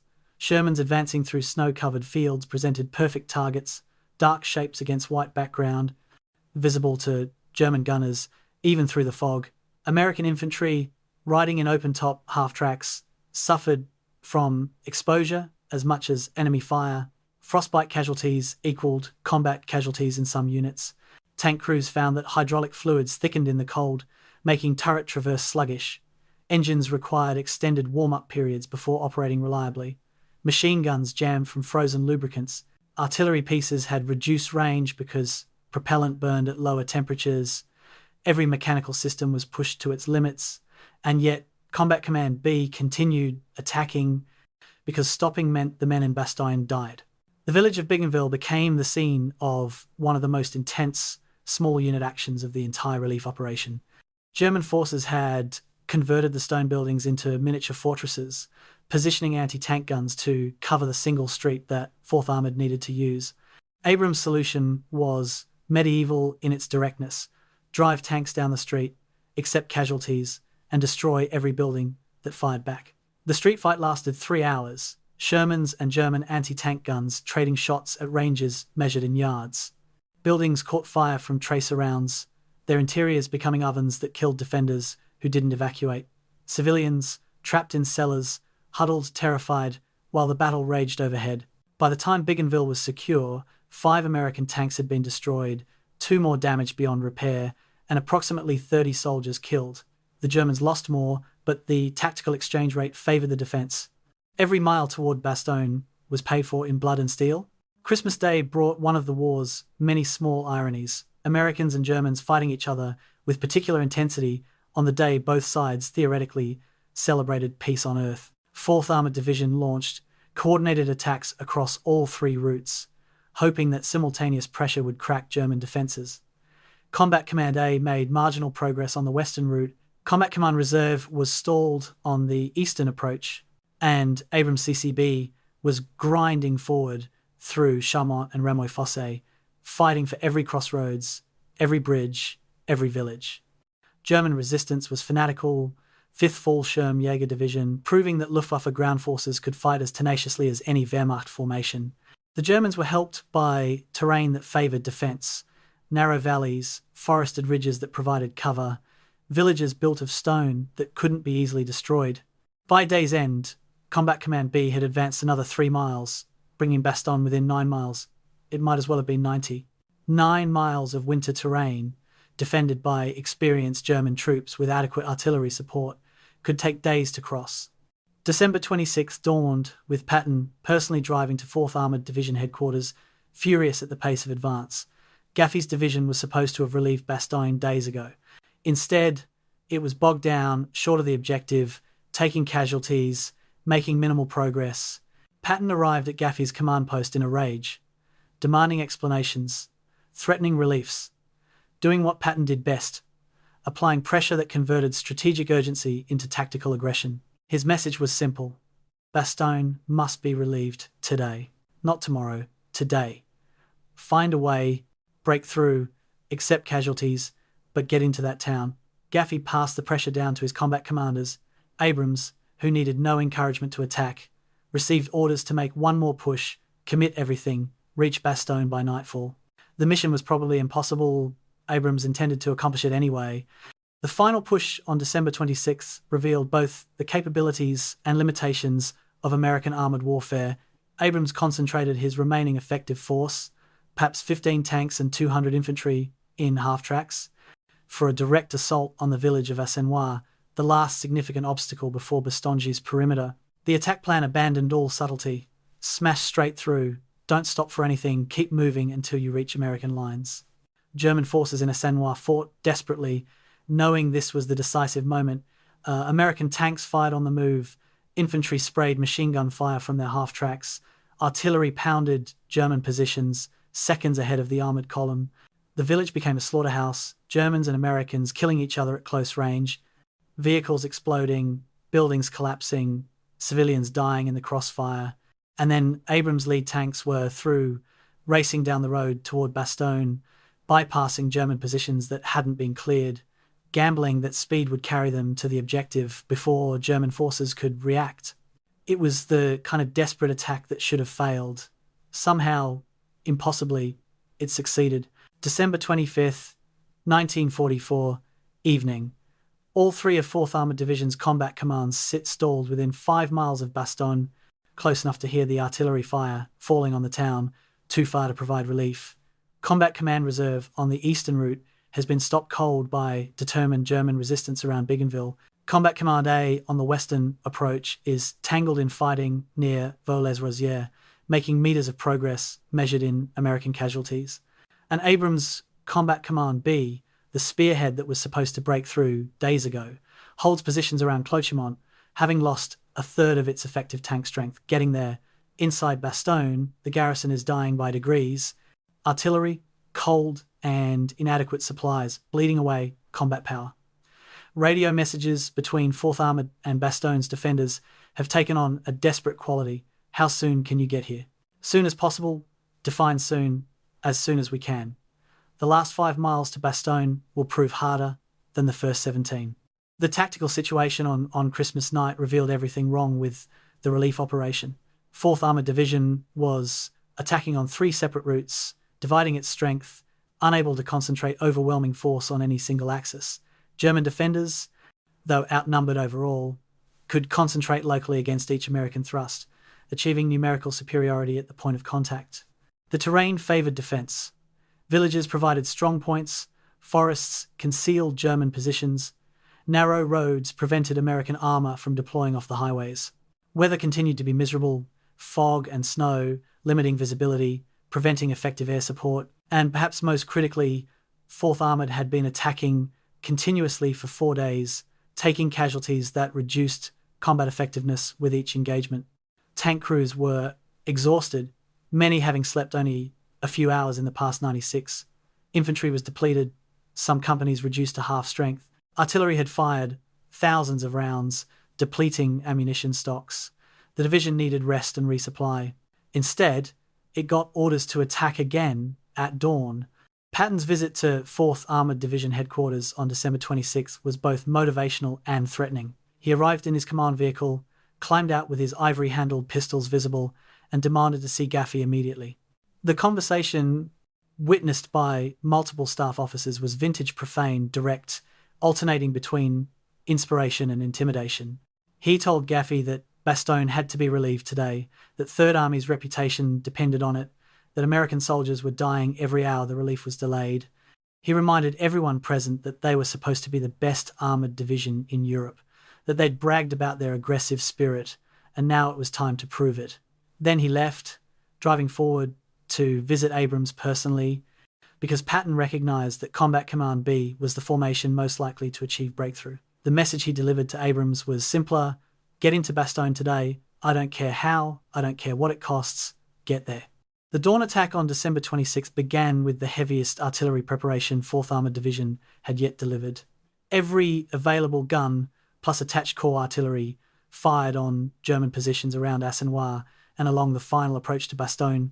For 30 minutes, high explosive and white phosphorus shells tore apart German defensive positions. The barrage was designed to accomplish 2 objectives: suppress German defenders long enough for American armour to close, and demoralise German soldiers, who had already endured days of combat. It achieved neither completely. German forces had survived months of Russian artillery barrages on the Eastern Front. This American bombardment, though intense by Western Front standards, was something they'd learned to endure. When the shelling stopped, German soldiers emerged from cellars and foxholes, manned their weapons, and prepared to fight. They knew what was coming. Abrams' plan for the final assault abandoned all caution. He would concentrate every operational tank, approximately 10 Shermans, into a single armoured fist. Behind the tanks would come a company of armoured infantry in half-tracks, 240 men, whose job was to suppress German infantry while the tanks dealt with anti-tank weapons. The force would smash straight through Assenois, ignoring anything that wasn't blocking the road, and continue directly to Bastogne's perimeter. Units following behind would clear the village and secure the corridor, but the lead elements would not stop, would not divert to side objectives, would not slow down until they linked up with the 101st Airborne. It was a plan that violated doctrine, risked the assault force being cut off, and depended on speed and violence to succeed where proper tactics might fail. Abrams climbed into his command tank, radioed, "Let's go," and led the attack personally. The assault on Assenois was over in 20 minutes, but those 20 minutes contained some of the most intense close combat of the European war. American tanks entered the village firing on the move, machine guns and main guns blazing at any building that might conceal German soldiers. The half-tracks followed infantry firing from their vehicles, not dismounting, maintaining speed, German anti-tank guns engaged at point-blank range, destroying lead tanks that blocked the street. Following tanks pushed the burning wrecks aside and continued forward. A German assault gun positioned behind a stone wall knocked out 2 Shermans before being destroyed by a third tank firing at 10 yards range. German infantry emerged from buildings with Panzerfausts, the disposable anti-tank rockets that could destroy a Sherman from any angle. American infantry shot them before they could fire. Buildings collapsed from tank fire, civilians trapped in cellars screamed, and the American column kept moving, breaking through the eastern edge of Assenois, leaving the village burning behind them. The 4-mile race from Assenois to Bastogne's perimeter was the longest short distance any of the surviving tankers would ever experience. The road was open, German forces having concentrated in the villages rather than establishing positions in open country, but that didn't mean the route was safe. German artillery, recognizing what was happening, began shelling the road. Abrams' column accelerated, Shermans racing at speeds approaching 30 miles per hour, bouncing over frozen ruts, risking thrown tracks for the sake of speed. Infantry in the half-tracks held on desperately, men thrown around inside the vehicles, praying they wouldn't hit a mine. The column stretched out, faster tanks pulling ahead, slower vehicles falling behind. Abrams' command tank was in the lead. And as it crested a small rise, the crew could see Bastogne in the distance. A smudge of buildings, smoke from artillery impacts, and most importantly, American troops in foxholes along the perimeter. 4:45 p.m., December 26, 1944. First Lieutenant Charles Boggess, commanding the lead tank in Abrams' column, sees American helmets in foxholes ahead. He's not certain whether they're friendly or German, whether his tank is about to be destroyed by the very soldiers he's trying to rescue. He grabs his radio microphone and transmits in the clear, violating every radio security protocol. "Come here. This is the 4th Armoured." The response crackles back immediately. "We're from the 101st. Glad to see you." Boggess's tank breaks through the perimeter at the village of Assenois, crews and paratroopers staring at each other in disbelief. The siege of Bastogne is broken. Relief has arrived. But the celebration is brief and muted, because everyone on both sides understands that relief doesn't mean safety. The corridor is 1 tank wide, under German artillery fire, and surrounded by enemy forces that will do everything possible to cut it. The immediate aftermath of link-up was chaos mixed with desperate logistics. Wounded from Bastogne began evacuating through the corridor, even as ammunition and medical supplies moved in the opposite direction. The road became a 2-way traffic jam, vehicles trying to pass each other on a highway barely wide enough for 1 tank. German artillery pounded the route, trying to cut the corridor before it could be widened and secured. Engineers moved up to clear mines and repair damaged pavement. Infantry from following units spread out on both sides of the road, establishing defensive positions against expected German counterattacks. Medical personnel from 4th Armoured entered Bastogne and were appalled by what they found. Hundreds of wounded lying in inadequate facilities, soldiers with frostbite injuries that should have been treated days earlier, doctors who'd been performing surgery continuously for a week. The relief had come, but it had come almost too late. Patton's entrance into Bastogne on December 27th was carefully stage-managed for its symbolic value. He arrived in his command vehicle, immaculately dressed despite the conditions, every bit the conquering general. His meeting with McAuliffe was brief and famous. "How are you, boy?" Patton asked. McAuliffe, exhausted and filthy from a week of siege warfare, replied simply, "Gee, I'm mighty glad to see you." Photographers captured the handshake, the image that would appear in newspapers across America. But away from the cameras, Patton's assessment was grimmer. The corridor was fragile, barely a quarter-mile wide at its narrowest point. German forces surrounded it on both sides. The garrison, though relieved, was exhausted and depleted. 4th Armoured Division had suffered over 1,000 casualties getting here, and the battle for Bastogne was far from over. Relief meant the siege had lifted. It didn't mean the fighting had stopped. The cost of the relief operation was measured in destroyed tanks and dead soldiers scattered along 22 miles of Belgian countryside. 4th Armoured Division had lost 31 tanks destroyed, another 40 damaged, in 4 days of combat. Casualties totaled over 1,000 men, 200 killed, 600 wounded, and approximately 200 missing or captured. The division had accomplished its mission but was no longer capable of sustained offensive operations. Combat Command B, Abrams's formation that broke through to Bastogne, was reduced to 15 operational tanks from the 50 it had started with. Infantry companies were at half strength. Artillery battalions had expended most of their ammunition. The relief force needed relief itself. But there was no time for rest, no pause for reconstitution, because German forces were already preparing counterattacks to cut the corridor and re-isolate Bastogne. The battle was entering a new phase, one that would prove even more costly than the relief operation itself. The soldiers who made the link-up, both relievers and relieved, experienced a strange emotional complexity that photographs couldn't capture. There was relief that the siege had been broken, that supplies could now enter, that wounded could be evacuated. There was pride in having accomplished something difficult against heavy odds. But there was also exhaustion that went beyond the physical, a bone-deep weariness that came from days of continuous combat in winter conditions. There was grief for friends who hadn't survived to see the relief, and there was apprehension about what came next, because everyone understood that breaking the siege was only the first step. Holding the corridor, widening it, and ultimately defeating the German forces around Bastogne would require more fighting, more casualties, more sacrifice. The young private from Iowa who died on December 16th had been one of tens of thousands of casualties the Battle of the Bulge would claim. His death in the war's opening moments was tragic, but it wasn't unique, and the battle that had killed him was far from finished. December 26th, 1944, 4:45 p.m. Lieutenant Charles Boggess climbs out of his tank commander's position, boots hitting frozen Belgian ground, legs unsteady after hours in the vehicle. 50 yards ahead, paratroopers from the 101st Airborne are emerging from their foxholes, moving toward him with the slow, careful movements of men who've been living underground for a week. Boggess walks forward to meet them, hand extended, trying to think of something appropriate to say, and finding that words fail completely. A staff officer from the 501st Parachute Infantry Regiment shakes his hand, grips it hard enough to hurt, and says simply, "We knew you'd come." Boggess looks at the man's face, unshaven, eyes sunken from exhaustion and inadequate sleep, uniform filthy with a week's accumulation of dirt and blood. Behind the paratrooper, he can see Bastogne, buildings damaged by artillery, smoke rising from multiple fires, the physical evidence of a town that's been under siege. The handshake lasts 5 seconds. It represents the end of one battle and the beginning of another. The tactical reality of the relief was far less dramatic than the emotional moment. What Boggess and Abrams had achieved was creating a corridor, not establishing secure communications. The route from Ardennes to Bastogne was barely more than a dirt road, pocked with shell craters, wide enough for one vehicle in most places. German forces held positions on both sides, near enough to hit the road with small arms fire in some sectors.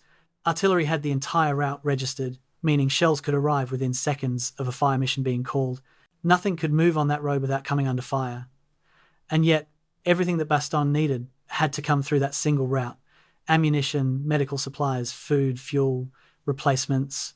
The corridor was a lifeline, but it was the most dangerous lifeline imaginable, what soldiers immediately began calling Purple Heart Lane for the casualties anyone using it was likely to take. The first priority was evacuating wounded, and the process began even as the link-up was occurring. Ambulances and trucks designated for medical evacuation rolled through the corridor into Bastogne, where medics had been triaging casualties for this moment. The most seriously wounded went first, men who would die without surgery that Bastogne's overwhelmed medical facilities couldn't provide. Stretcher bearers carried them from the seminary hospital to waiting vehicles, while German artillery fell randomly across town. Some wounded died during evacuation, killed by the same artillery they'd survived for days inside the perimeter. Others made it through the corridor only to die from wounds that had gone too long without proper treatment. The doctors who'd kept them alive through the siege watched them go with mixed emotions. Relief that proper medical care was now possible, guilt that it had taken so long, grief for those who wouldn't survive despite everything. By midnight on December 26th, 652 wounded had been evacuated, another 400 remained, too injured to move or too stable to require immediate evacuation. Bringing supplies into Bastogne was equally chaotic and dangerous. Ammunition trucks rolled in first, because the garrison's artillery was down to emergency reserves. Artillerymen formed human chains, passing shells from trucks to stockpiles, working with desperate speed because staying stationary made them artillery targets. Food came next, rations that seemed luxurious after a week of siege diet. Canned meat, bread, coffee, cigarettes. Fuel trucks followed, essential for keeping vehicles operational in sub-zero temperatures. Medical supplies came in, ambulances loaded with plasma, morphine, bandages, and the sulfur drugs that prevented infection. Each convoy ran the gauntlet of German fire, and each convoy took casualties. Drivers learned to accelerate through certain stretches where German gunners had perfect fields of fire, racing at speeds that risked losing control on icy roads. Calculating that speed was their only protection. Some trucks didn't make it, destroyed by artillery or knocked out by anti-tank fire. Their loads were recovered by salvage teams and brought in on the next convoy. The psychological impact of relief on Bastogne's defenders varied depending on how they'd experienced the siege. Some soldiers felt overwhelming relief, the release of tension they'd been carrying for days, manifest in shaking hands and uncontrollable emotion. Others felt nothing, too exhausted or too traumatized to process what relief meant. A few felt disappointment that they hadn't been able to break out themselves, that salvation had come from outside rather than through their own efforts. And many felt a strange deflation, the letdown that comes when intense stress suddenly ends. For a week they'd had one objective: survive until relief arrived. Now relief was here, and they didn't know what came next. The paratroopers who'd fought at Normandy and Market Garden recognized the feeling. Combat created a terrible clarity, reducing life to simple objectives: kill the enemy, protect your buddies, stay alive. When combat paused, even briefly, that clarity dissolved, leaving soldiers adrift in uncertainty. December 27th brought the reality check that relief hadn't ended the danger. German forces, having failed to prevent 4th Armoured from reaching Bastogne, now attempted to cut the corridor and re-establish the siege. Artillery fire on the Assenois route intensified. German infantry probed both sides of the corridor, looking for weak points to exploit. Panzer elements, pulled from other sectors, moved into positions from which they could attack the corridor's flanks. The American response required every available unit. 4th Armoured Division's following elements, which had been expected to rest after the relief operation, instead found themselves fighting defensive battles to widen and secure the corridor. The 101st Airborne, exhausted from a week of siege, had to maintain defensive positions on Bastogne's perimeter because German forces surrounding the town hadn't withdrawn, and additional divisions were being rushed forward. 35th Infantry Division from 3rd Army Reserve, 87th Infantry Division from 9th Army, 11th Armoured Division from Patton's Mobile Reserve, all converging on Bastogne because the corridor had to be held. The meeting between Patton and McAuliffe on December 27th was both a photo opportunity and a genuine strategic conference. Patton needed to understand the garrison's condition, what combat power remained, what supplies were critical, how long before the 101st could resume offensive operations. McAuliffe's answers were sobering. The division had taken approximately 2,000 casualties, about 11% of its strength. More importantly, it had lost most of its officers and NCOs in certain units, the experienced leaders, who made the division effective. Ammunition stocks were adequate for defensive operations, but insufficient for attacks. Soldiers needed rest, hot food, and winter equipment they'd been without for a week. The division could hold Bastogne indefinitely, but it couldn't attack out of the perimeter without reinforcement and resupply. Patton absorbed the information, asked sharp questions about German dispositions and capabilities, and made a decision. The 101st would remain in Bastogne as garrison, while fresh divisions would widen the corridor and begin the process of eliminating the German salient. The civilians of Bastogne emerged from their cellars on December 27th to find their town transformed. Buildings that had stood for centuries were damaged or destroyed. The central square was cratered from artillery impacts. Bodies, both American and German, lay in streets where they'd fallen during fighting. Unexploded ordnance littered the town, shells that had buried themselves in frozen ground without detonating. The population that had welcomed American liberators in September now viewed them with more complex emotions: gratitude for defense against German recapture, anger at the destruction the battle had caused, fear about what would happen if Germans counterattacked successfully. Belgian civilians began the grim work of burying their dead, repairing what could be repaired, and trying to restore some semblance of normal life to a town that had become a battlefield. The tactical geography of Bastogne after relief was radically different from before.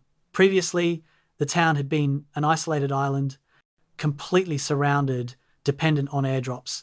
Now it was a peninsula connected to American lines by a narrow corridor but still threatened on three sides. German forces held the high ground east, north, and west of town. Their artillery could still hit any part of Bastogne at will. The roads radiating out from town, those 7 highways that made Bastogne strategically important, were all either blocked by German positions or under such heavy fire that using them was suicidal. The relief had changed Bastogne's status from besieged to threatened. That was progress, but it was far from victory. True relief, the kind that allowed normal operations, required widening the corridor to miles rather than yards, pushing German forces back beyond artillery range and securing the road network. That would take weeks and cost thousands more casualties. The soldiers of 4th Armoured Division who broke through to Bastogne found themselves minor celebrities among the garrison they'd relieved, but the attention was awkward and often unwanted. Paratroopers treated tankers with a mixture of gratitude and the natural rivalry between elite units.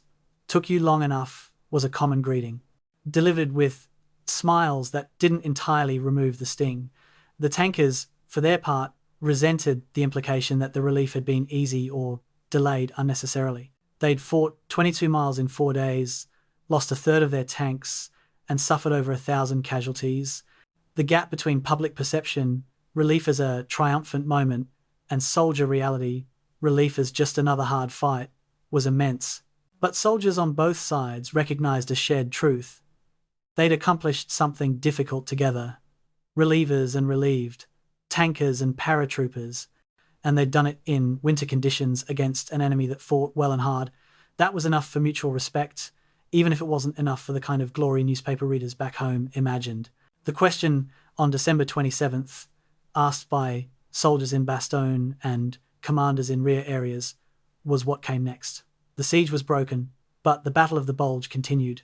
German forces still held a massive salient, 60 miles deep and 30 miles wide, containing most of 5th Panzer Army and elements of 6th SS Panzer Army.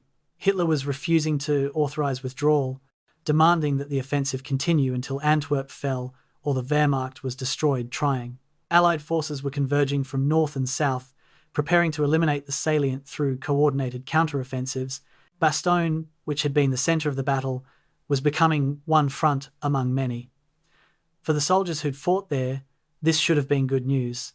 The spotlight was moving elsewhere, but they understood that moving spotlight meant the battle was evolving, not ending, and they would be part of whatever came next. Because wars don't pause to let exhausted soldiers rest. The relief of Bastogne was complete. The Battle of the Bulge had weeks yet to run. December 27th, 1944, dawn. A combat engineer from the 26th Infantry Division crouches in frozen mud beside the Assenoise corridor, probing the ground ahead with a bayonet, looking for the distinctive resistance that means a mine buried just beneath the surface. German forces had 7 days to prepare defences around Bastogne, and they used that time to mine every approach, every secondary road, every field that American vehicles might cross. His job is to find these mines before American trucks hit them, to clear a path wide enough for two-way traffic, to do all of this while German artillery shells land randomly around him. He's 20 years old, from Nebraska, trained as an engineer but working essentially as a human metal detector.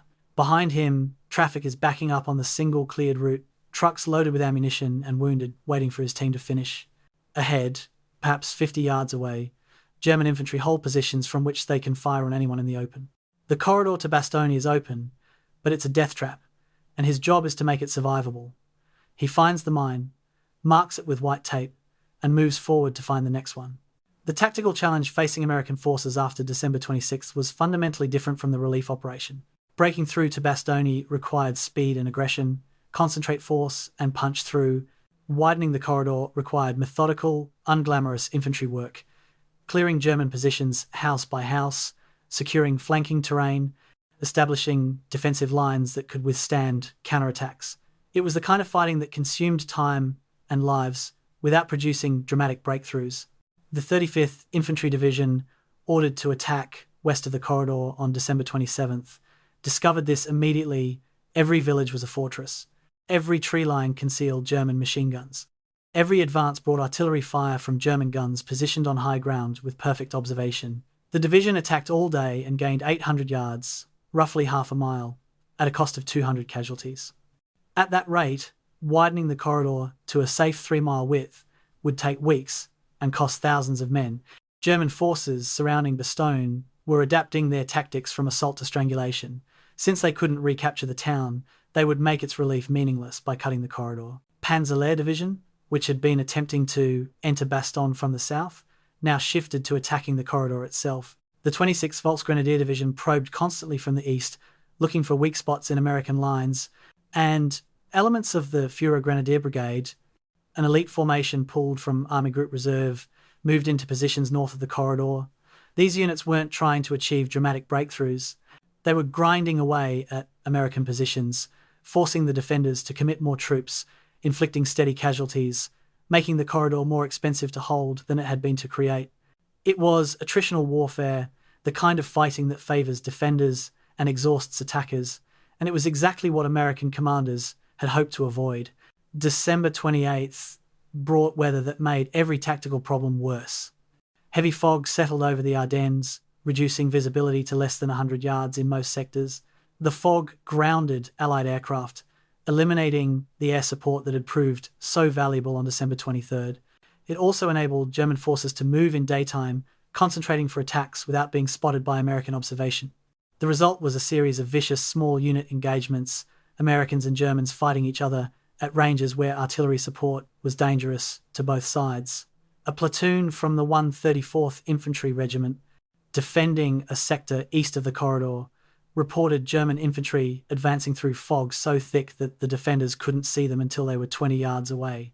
The ensuing firefight was brutal and short, decided by whoever reacted faster. The platoon held, but took 50% casualties doing so. Multiply that engagement by dozens occurring simultaneously along a 10-mile front, and the scale of the grinding battle becomes clear. The villages around Bastogne, places with names Americans struggled to pronounce, became killing grounds that swallowed entire companies. Sibret, 2 miles east of the corridor, changed hands 3 times in 36 hours. Villerue, on the northern approach, was the site of hand-to-hand fighting that left both American and German dead lying in the streets for days before graves registration could reach them. Chaumont became infamous for what happened there on New Year's Day, when soldiers from the 11th Armored Division, having discovered the bodies of murdered American prisoners, killed approximately 60 German POWs in retaliation. The incident was hushed up, buried in after-action reports, not investigated seriously until decades later, but it illustrated the moral erosion that occurred in battles like this, where both sides fought with escalating brutality, where rules and restraints dissolved under the pressure of continuous combat in conditions that tested human endurance past breaking. The artillery duel that developed around Bastogne was the most intense concentration of American and German guns in the entire Ardennes battle. German forces had excellent observation from high ground, could mass fire on the corridor and Bastogne itself, and received adequate ammunition supplies from depots that hadn't been captured or destroyed. American artillery advantages lay in numbers and fire control. More guns, better communications, forward observers who could call in fire missions within minutes.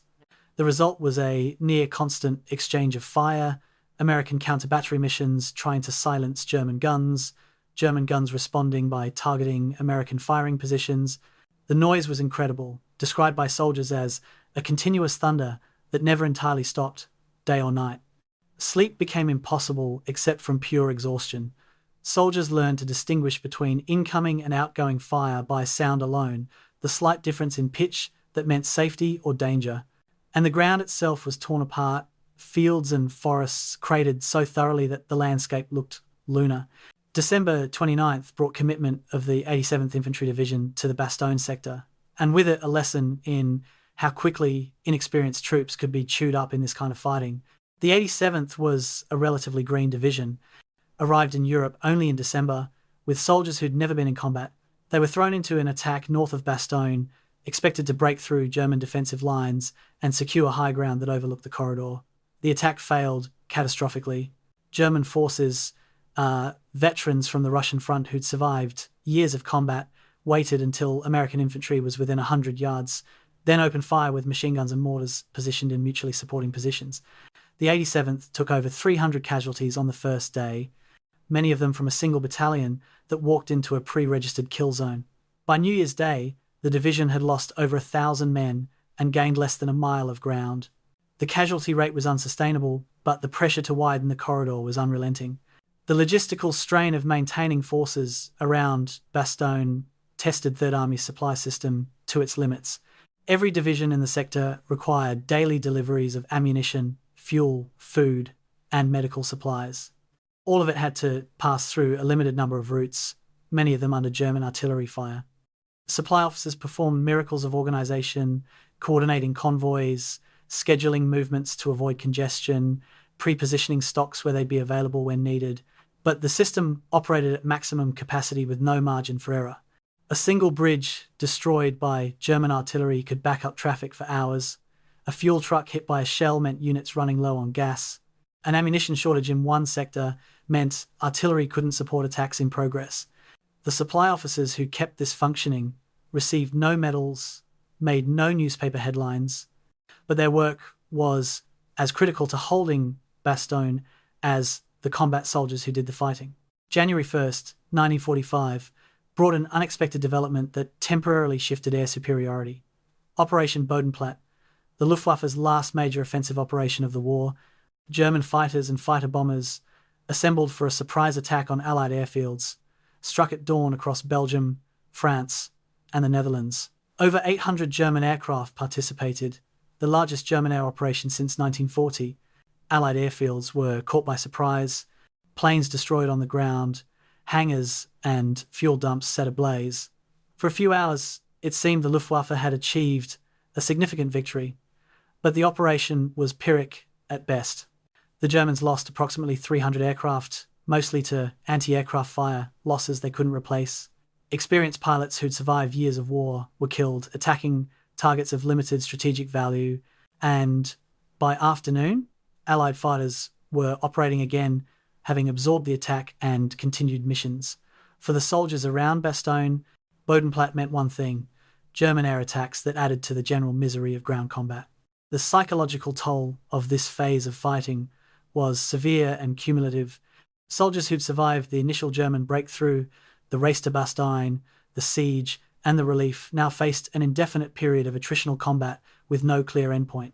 Battle fatigue, the contemporary term for what would later be called PTSD, became epidemic. Men developed the 1,000-yard stare, eyes that looked through people rather than at them. Others suffered physical symptoms, uncontrollable shaking, inability to eat, insomnia so severe that sleep came only from exhaustion, collapse. Some soldiers broke entirely, refusing to fight, curling into fetal positions in foxholes, requiring evacuation as psychiatric casualties.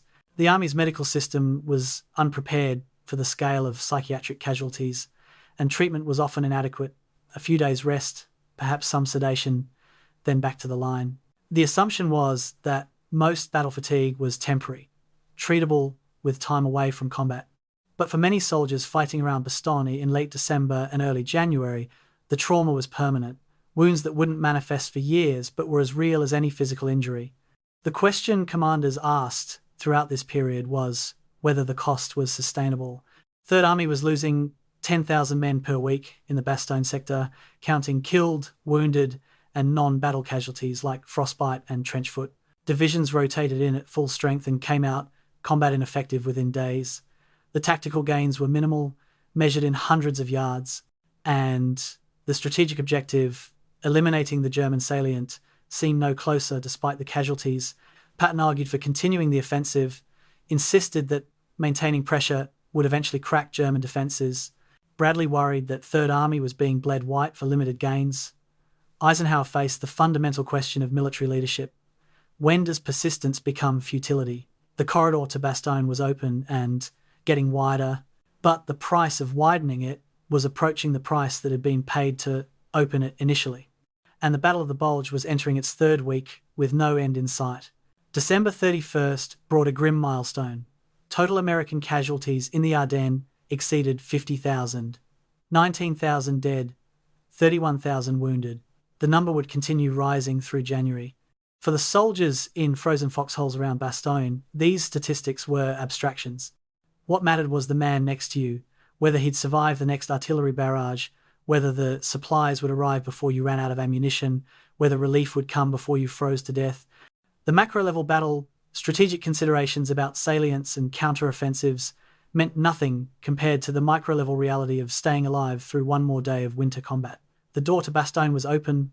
Keeping it open was proving as hard as opening it had been, and nobody could say how much longer the grinding would continue before something, either German capability or American will, finally broke. December 26, 1944, Führer headquarters, somewhere in Germany.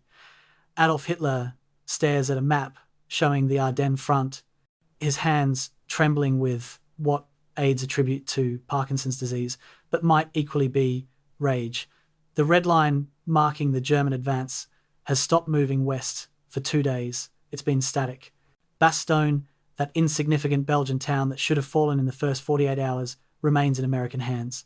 Worse, the corridor his commanders swore couldn't be opened has been opened. American armor is flowing into the town. The offensive that was supposed to split the Allied armies and force a negotiated peace has stalled 60 miles from its start line and over 100 miles from its objective. Hitler's generals stand in uncomfortable silence, waiting for the explosion they know is coming. When it arrives, it's focused on blame, weak commanders, insufficient effort, betrayal by the officer corps. Nobody mentions that the plan was flawed from conception, that Germany lacked the fuel, manpower, and air power to reach Antwerp, even if everything went perfectly. By January 1st, the Ardennes offensive has definitively failed, but it will take weeks more of fighting before that failure translates into German withdrawal. The high watermark of the German advance came on December 24th, when elements of 2nd Panzer Division reached the village of Selles, just 4 miles from the Meuse River. Reconnaissance elements could see the bridges, the objectives that represented the next phase of Hitler's plan, but they would never reach them. The division was critically low on fuel, scattered across miles of Belgian countryside, vulnerable to counterattack, and completely exposed on its flanks. American forces, recognizing the danger, concentrated against this spearhead. British XXX Corps moved into blocking positions west of the Meuse. 2nd Armoured Division attacked from the north, fighter bombers operating in clear weather for the first time in days, savage German columns that had no air cover. By December 26th, 2nd Panzer Division was destroyed as a fighting formation, its surviving elements retreating east, abandoning vehicles that had run out of fuel. The division that came closest to achieving Hitler's objective was annihilated within sight of it. The strategic arithmetic of the Ardennes offensive revealed why military professionals had considered Hitler's plan impossible from the beginning. German forces committed to the offensive, approximately 250,000 men in 30 divisions, 1,400 tanks and assault guns, 2,000 artillery pieces. Fuel available, roughly 2.5 million gallons, enough for perhaps 100 miles of operations under ideal conditions. Fuel required to reach Antwerp, at least 5 million gallons, assuming no combat losses, no mechanical breakdowns, no detours.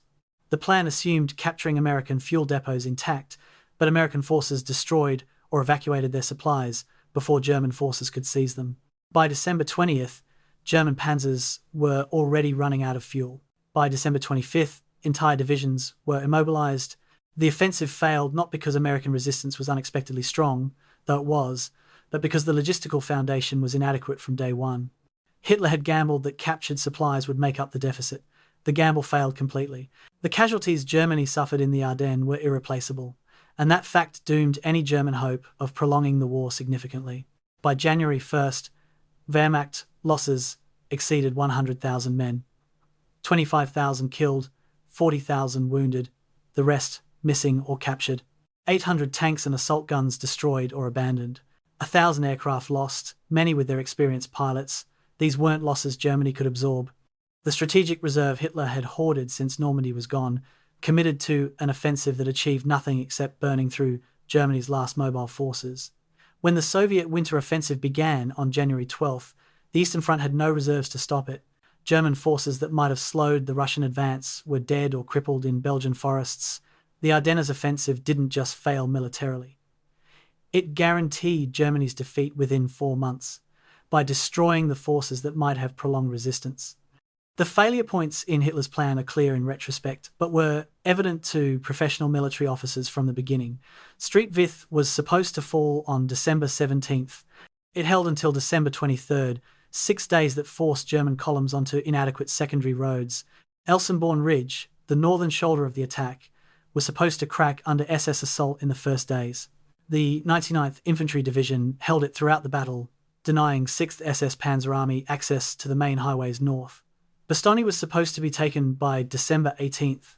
It never fell, tying down German forces desperately needed elsewhere. These failures weren't bad luck or insufficient effort.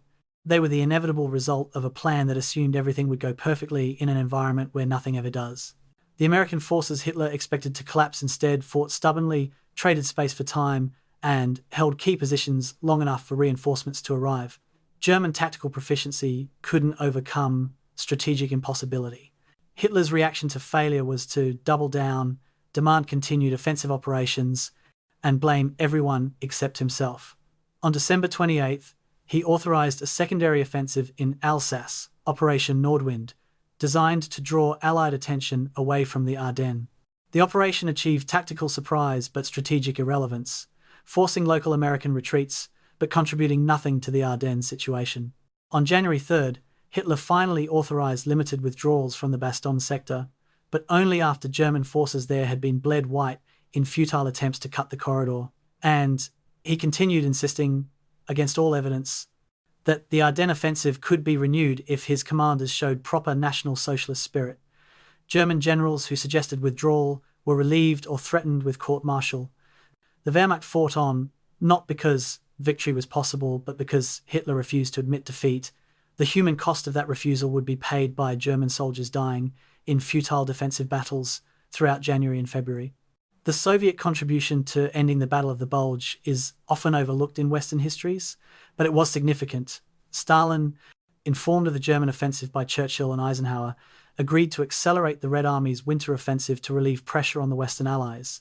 The Vistula-Oder offensive began on January 12th, earlier than originally planned, with Soviet forces attacking across a 400-mile front from the Baltic to the Carpathians. The offensive achieved staggering success, advancing over 300 miles in 3 weeks, liberating Warsaw, and reaching the Oder River by February. Hitler's response was to transfer divisions from the west to shore up the collapsing Eastern Front. By mid-January, German units were being pulled out of the Ardennes and shipped east by rail, weakening the forces fighting American and British counteroffensives. The Battle of the Bulge ended not with a decisive American victory, but with German forces withdrawing to meet the larger threat from the east. The question of whether the Ardennes offensive ever had a chance of success has occupied military historians for decades. The consensus is clear. No realistic possibility existed of reaching Antwerp or achieving Hitler's strategic objectives. But debates continue about whether a more limited success was possible. Could German forces have reached the Meuse if Bastogne had fallen? Probably, but Allied forces would have established defensive positions on the West Bank, and German panzers lacked fuel to continue offensive operations. Could the Wehrmacht have inflicted enough casualties to force the Allies into negotiations? No, because American industrial capacity replaced losses within weeks, while German losses were permanent. Could the offensive have delayed Allied victory by months? Possibly, if it had succeeded in pushing American forces back to defensive positions, but the Soviet advance would have continued regardless. Every counterfactual runs into the same fundamental problem. Germany lacked the resources to achieve anything beyond tactical success, and tactical success without strategic possibility was meaningless. December 30th brought a moment of dark comedy that illustrated the difference between Hitler's perception and battlefield reality. A German propaganda broadcast announced that Bastogne had been captured, the American garrison destroyed, and German panzers were racing toward the Meuse. The broadcast was heard by American soldiers in Bastogne, who responded with laughter and obscenities. German officers who knew better tried to correct the record, but Berlin insisted the propaganda version was true. Hitler, isolated in his headquarters, surrounded by yes-men, afraid to contradict him, believed what he wanted to believe. The gap between his understanding and reality was total. While he planned renewed offensives and issued orders for attacks, his armies were desperately trying to establish defensive positions that might slow American counteroffensives. The disconnect between strategic fantasy and tactical reality guaranteed not just defeat but catastrophic defeat. By January 1st, 1945, the shape of the battle's ending was clear to anyone willing to see it. German forces held a salient 60 miles deep and 40 miles wide at its base, a position that invited encirclement. Allied forces were converging from north and south, First Army attacking from the north, Third Army from the south, both aiming to meet at Houffalize and cut off German forces in the tip of the Bulge. German commanders recommended immediate withdrawal to defensive lines along the German border, preserving combat power for the battles to come. Hitler refused, insisting that every yard of gained ground be held. The result was predictable. Continued casualties for both sides, ultimate German withdrawal under pressure, and loss of forces that might have been saved by earlier retreat. The Battle of the Bulge would continue through January, but its outcome was no longer in doubt. Hitler's last gamble had failed. Germany's defeat was now a matter of time, measured in weeks rather than months, and the soldiers fighting in frozen Belgian forests would continue dying for objectives that no longer mattered strategically, because wars don't end cleanly, and failed offensives require weeks of additional combat to resolve their consequences. January 9th, 1945, General George Patton stands over a map table at his headquarters in Luxembourg, pointing at the Belgian town of Houffalize with his riding crop. "That's where we link up with First Army," he tells his staff, 25 miles north of Bastogne. "Cut the Bulge in half, trap whatever German forces haven't withdrawn, end this thing." His operations officer, studying the map, notes that those 25 miles are defended by German forces that have spent 2 weeks preparing positions, that the terrain favours defence, that winter weather will prevent adequate air support, and that Third Army divisions are already exhausted from 3 weeks of continuous combat. Patton's response is characteristic. "I don't care what's between us and Houffalize. We attack tomorrow, we attack continuously, and we don't stop until we're there, or the Germans quit. Probably be there in 3 days." His staff exchanges glances. They've heard Patton's optimistic timelines before. They know the reality will be harder than he's predicting. But they also know that Third Army will attack as ordered, because that's what Third Army does. The relief of Bastogne is complete, the elimination of the Bulge is beginning, and it will prove far more costly than the relief operation. The tactical situation on January 9th revealed everything that made attacking in winter conditions difficult. German forces, recognizing that the Ardennes offensive had failed, had transitioned from attack to defense, establishing positions that maximized terrain advantages. Villages became fortresses, forests provided concealment, and high ground gave observation over American approaches. The weather remained miserable, temperatures below zero, snow and ice covering everything, overcast conditions that grounded aircraft more often than not. And the German soldiers, though demoralized by their offensive's failure, were experienced troops who knew how to fight defensive battles. They couldn't prevent American advance, but they could slow it, make every mile cost casualties, buy time for their comrades to withdraw from the Bulge before encirclement became complete. For Third Army soldiers, attacking north from Bastogne toward Houffalize meant entering a killing ground where German advantages in terrain and defensive preparation offset American advantages in numbers and firepower. The 6th Armoured Division jumped off on January 10th, leading Third Army's attack, and immediately discovered that this would be nothing like the relief operation. The relief had been a race against time with a clear objective: reach Bastogne. The push to Houffalize was an advance into prepared defences with no dramatic rescue mission to motivate soldiers.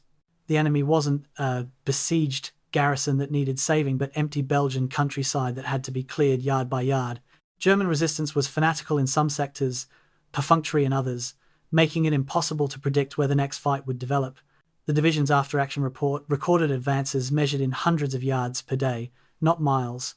Casualties were heavy, 50 to 100 men per day, day after day, grinding down combat strength without visible progress. Tank losses mounted from mines, anti-tank guns, and simple mechanical breakdown in conditions that stressed equipment beyond design limits. Patton's diary entries during this period reveal his growing frustration with the pace of operations. "We can still lose this war," he wrote on January 13th, an extraordinary admission from a general known for confidence.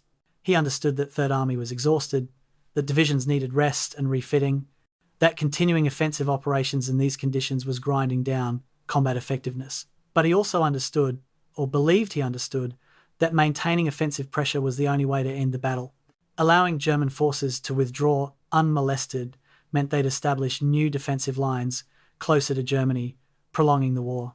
So Third Army attacked day after day, despite casualties, despite weather, despite diminishing returns.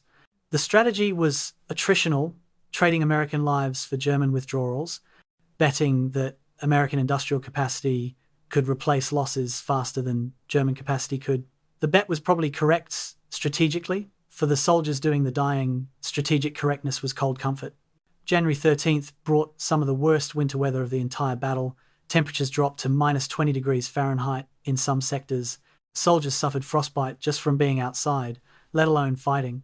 Vehicles wouldn't start without hours of engine preheating. Artillery pieces had reduced range because propellants didn't burn efficiently at such low temperatures. Infantry attacks became exercises in endurance rather than tactics. Get men to the objective before they froze. Worry about fighting the enemy after everyone arrived. Medical personnel treated more cold weather casualties than combat wounds. Trench foot, caused by feet staying wet in cold conditions for days, led to thousands of evacuations. Soldiers whose boots got wet faced a choice: keep fighting and risk permanent injury, or seek medical treatment and be branded a malingerer. The Army's official policy was that adequate foot hygiene prevented trench foot, placing responsibility on individual soldiers. The reality was that combat conditions made proper foot care impossible, and soldiers were being invalided out of the Army for conditions their commanders should have prevented. The junction at Houffalize, when it finally occurred on January 16th, was anticlimactic in the extreme. Patrols from 3rd Army's 11th Armoured Division met patrols from 1st Army's 2nd Armoured Division in the rubble of the town, shook hands for photographers, and filed reports confirming the link-up. But there was no trapped German army, no mass surrender, no dramatic end to the battle.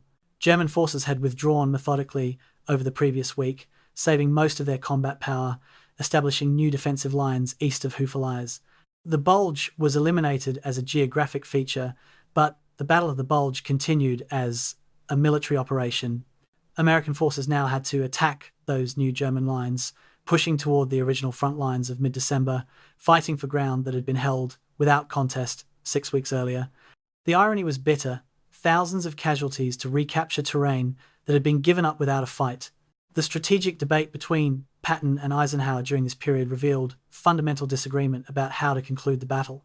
Patton wanted to let German forces remain in the Bulge, then cut them off at the base of the salient, trapping entire divisions that could be destroyed or forced to surrender. His model was the Falaise pocket in France, where aggressive Allied attacks had trapped and destroyed German 7th Army. Eisenhower rejected the proposal, ordering instead that the Bulge be eliminated through systematic pressure from north and south, pushing German forces back to their start lines. The cautious approach meant fewer risks of American forces being counterattacked on exposed flanks. It also meant allowing German forces to escape encirclement, saving combat power that would fight again in the Rhineland battles. Patton argued bitterly that caution was costing American lives by prolonging the war. Eisenhower replied that recklessness would cost more lives through tactical defeats. The argument was never fully resolved, but Eisenhower's authority was supreme. The Bulge was eliminated his way, methodically and safely, at a cost Patton considered unnecessary. January 20th brought unofficial acknowledgement that the Battle of the Bulge was over. American forces had pushed German troops back to the start lines of December 16th. The salient was eliminated. The crisis had passed, but official declarations of victory were avoided, partly because fighting continued, partly because the cost made celebration seem inappropriate. Third Army alone had suffered 26,000 casualties in operations around Bastogne between December 22nd and January 20th. First Army casualties in the northern part of the Bulge exceeded Third Army's. British forces that held blocking positions took their own losses, and the 101st Airborne Division, the garrison that held Bastogne, required months to recover from the siege and subsequent fighting. Total American casualties for the entire Battle of the Bulge would eventually exceed 89,000. German casualties were at least as bad, possibly worse. Records were incomplete. Belgian civilian casualties numbered in the thousands. The battle was over, but its effects would persist for the rest of the war and beyond. The transition from offensive back to defensive operations in late January was psychologically difficult for soldiers who'd spent weeks attacking. Defense meant holding positions, enduring shelling, waiting for something to happen. After the intensity of continuous combat, defensive routine felt simultaneously boring and terrifying. hours of nothing punctuated by moments of extreme danger. Soldiers who'd survived the Bulge developed superstitions, rituals they believed had kept them alive. Some refused to shave, others carried specific items as talismans, a few assigned mystical significance to random events, convinced that fate had marked them for survival or death. Battalion chaplains noted increased attendance at religious services, men looking for meaning in experiences that seemed meaningless. Psychological counseling didn't exist in any systematic form. Soldiers dealt with trauma through dark humor, drinking when alcohol was available, and bonds with the men who'd experienced the same horrors. It wasn't healthy, but it was functional, enough to keep divisions' combat effective until the war ended. Patton's assessment of his own performance in the Battle of the Bulge was characteristically confident. He'd promised to attack in 3 days and delivered. He'd broken through to Bastogne despite German resistance. He'd eliminated his portion of the Bulge on schedule. The newspapers called him a hero, the general who saved Bastogne, the embodiment of American fighting spirit. Patton believed his own press, but the reality was more complex. The relief of Bastogne succeeded because of careful staff planning before the battle, not improvisation during it. The casualties Third Army suffered, over 40,000 in the Bastogne operations, raised questions about whether more careful tactics might have achieved the same results at lower cost. And Patton's inability to trap German forces, despite his promises of encirclement and destruction, suggested limits to aggressive tactics in winter conditions against skilled defenders. He was a great general, perhaps the best American combat commander of the war, but he wasn't infallible, and the Bulge revealed both his strengths and his limitations. The lasting impact of the Battle of the Bulge on the German war effort was total and irreversible. The offensive consumed Germany's last reserves, the forces that might have delayed Soviet advances in the east or American advances in the west. The Luftwaffe lost 1,000 aircraft it couldn't replace, ending any pretense of German air power. Fuel supplies were exhausted, leaving German armies immobilized. Most critically, the Wehrmacht's aura of tactical superiority was destroyed. German forces had achieved surprise, had broken through American lines, had advanced 60 miles, and they'd still lost, their offensive collapsing from logistical failure and stubborn American resistance. After the Bulge, German soldiers knew the war was lost. They fought on from discipline, fear of Soviet retribution, or ideological fanaticism, but not from belief in victory. The offensive was Germany's last throw of the dice. It came up snake eyes. Everything that followed was aftermath.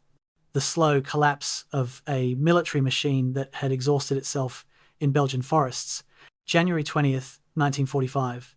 A captain in the Graves Registration Service walks through a snow-covered field near Bastogne, cataloguing bodies that have lain here since December. The snow kept them preserved, frozen in the positions they died in, but now the snow is melting and the bodies need to be recovered before decomposition makes identification impossible. He's 24 years old, a college student before the war, trained in nothing that prepared him for this work. Each body requires documentation. Dog tags collected, personal effects inventoried, location recorded, cause of death estimated when possible. Some bodies are intact, others were torn apart by artillery. Some died from wounds, others froze to death. The captain writes in his logbook, with hands that shake from cold and something deeper than cold. When historians write about the Battle of the Bulge, they'll speak of strategic objectives and operational maneuvers. They probably won't mention that 19,000 American bodies were scattered across 100 square miles of Belgian countryside, each one representing a person who had a name, a family, a future that ended in frozen mud. The butcher's bill for the Ardennes is coming due. Payment is made in corpses.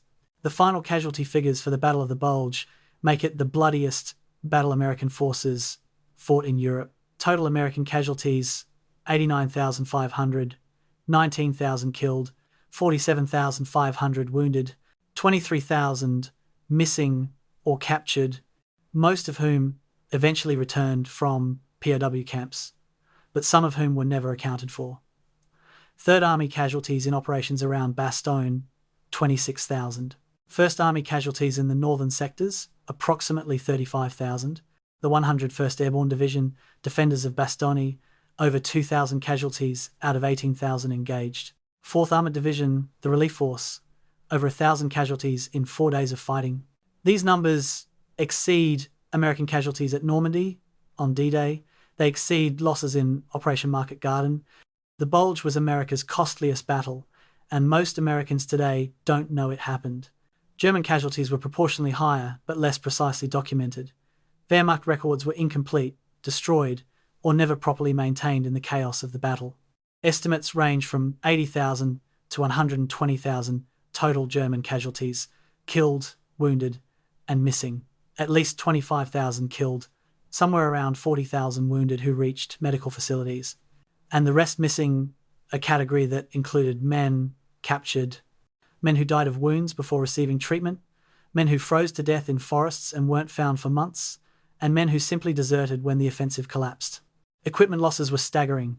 800 tanks and assault guns destroyed or abandoned, over 1,000 aircraft lost, 592 artillery pieces captured or destroyed. For Germany, fighting a two-front war with exhausted industry, these losses were irreplaceable.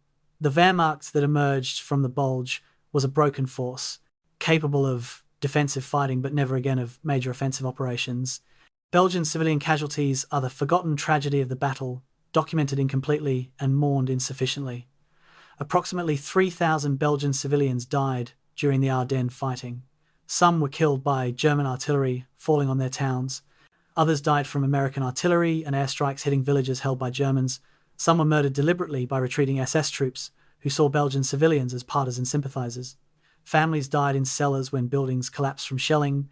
Children starved when food supplies were cut off. Elderly froze to death when homes were destroyed and no shelter remained. The Belgian government after the war compiled lists of civilian dead, but the lists were incomplete because entire families died with no one surviving to report them. For Belgium, the Battle of the Bulge was the final trauma of a war that had brought 4.5 years of occupation, deportation, and suffering. Liberation turned into a new battlefield, and civilians paid the price. The cold weather casualties, those not caused by enemy action, equaled combat casualties in some units and exceeded them in others. Frostbite cases numbered over 15,000 in American forces alone. Trench foot, caused by prolonged exposure to cold and damp, accounted for another several thousand evacuations. Both conditions caused permanent damage if not treated quickly, and field treatment was often inadequate. Soldiers with severe frostbite lost toes, feet, sometimes entire lower legs to amputation. Trench foot survivors faced lifetime disabilities, nerve damage that caused chronic pain, circulatory problems that made them vulnerable to cold for the rest of their lives. These men were casualties as real as those shot by German bullets, but they received less recognition because their injuries seemed preventable. The army blamed soldiers for inadequate foot hygiene. Soldiers blamed the army for inadequate equipment and impossible conditions. Both were right. The cold weather casualties were the price of winter warfare with an army that hadn't adequately prepared for it. Psychological casualties, what the army called battle fatigue or combat exhaustion, ran at approximately 10% of total casualties. 9,000 men were evacuated from the Bulge for psychiatric reasons. They exhibited symptoms including uncontrollable shaking, inability to respond to orders, hysterical crying, catatonic withdrawal, and violent outbursts. Medical treatment was primitive by modern standards. Rest, sedation, sometimes verbal reassurance that they weren't cowards. Many returned to duty within days or weeks. Others were evacuated to rear area hospitals. A few were discharged from service. The Army's understanding of combat stress was limited. The prevailing theory was that psychological casualties resulted from insufficient willpower or moral weakness, with proper motivation and discipline preventing most cases.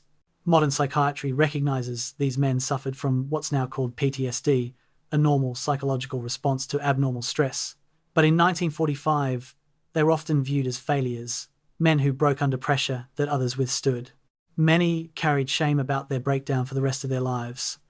Letters arriving in American homes between January and March 1945 brought the personal dimension of the casualty statistics. Western Union telegrams with their distinctive yellow envelopes became symbols of dread. The Secretary of War desires me to express his deep regret that your son.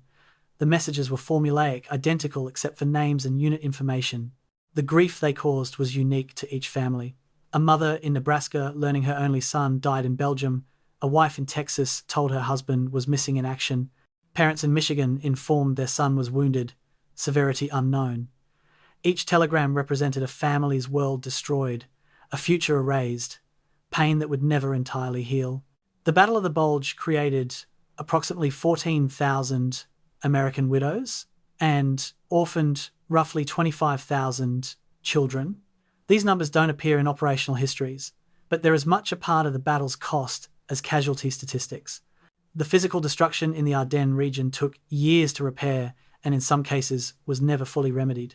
Villages were rubble, roads were cratered from shelling, forests were stripped of trees, turned into moonscapes by artillery, unexploded ordnance littered the countryside, shells and mines that would kill Belgian farmers for decades after the war.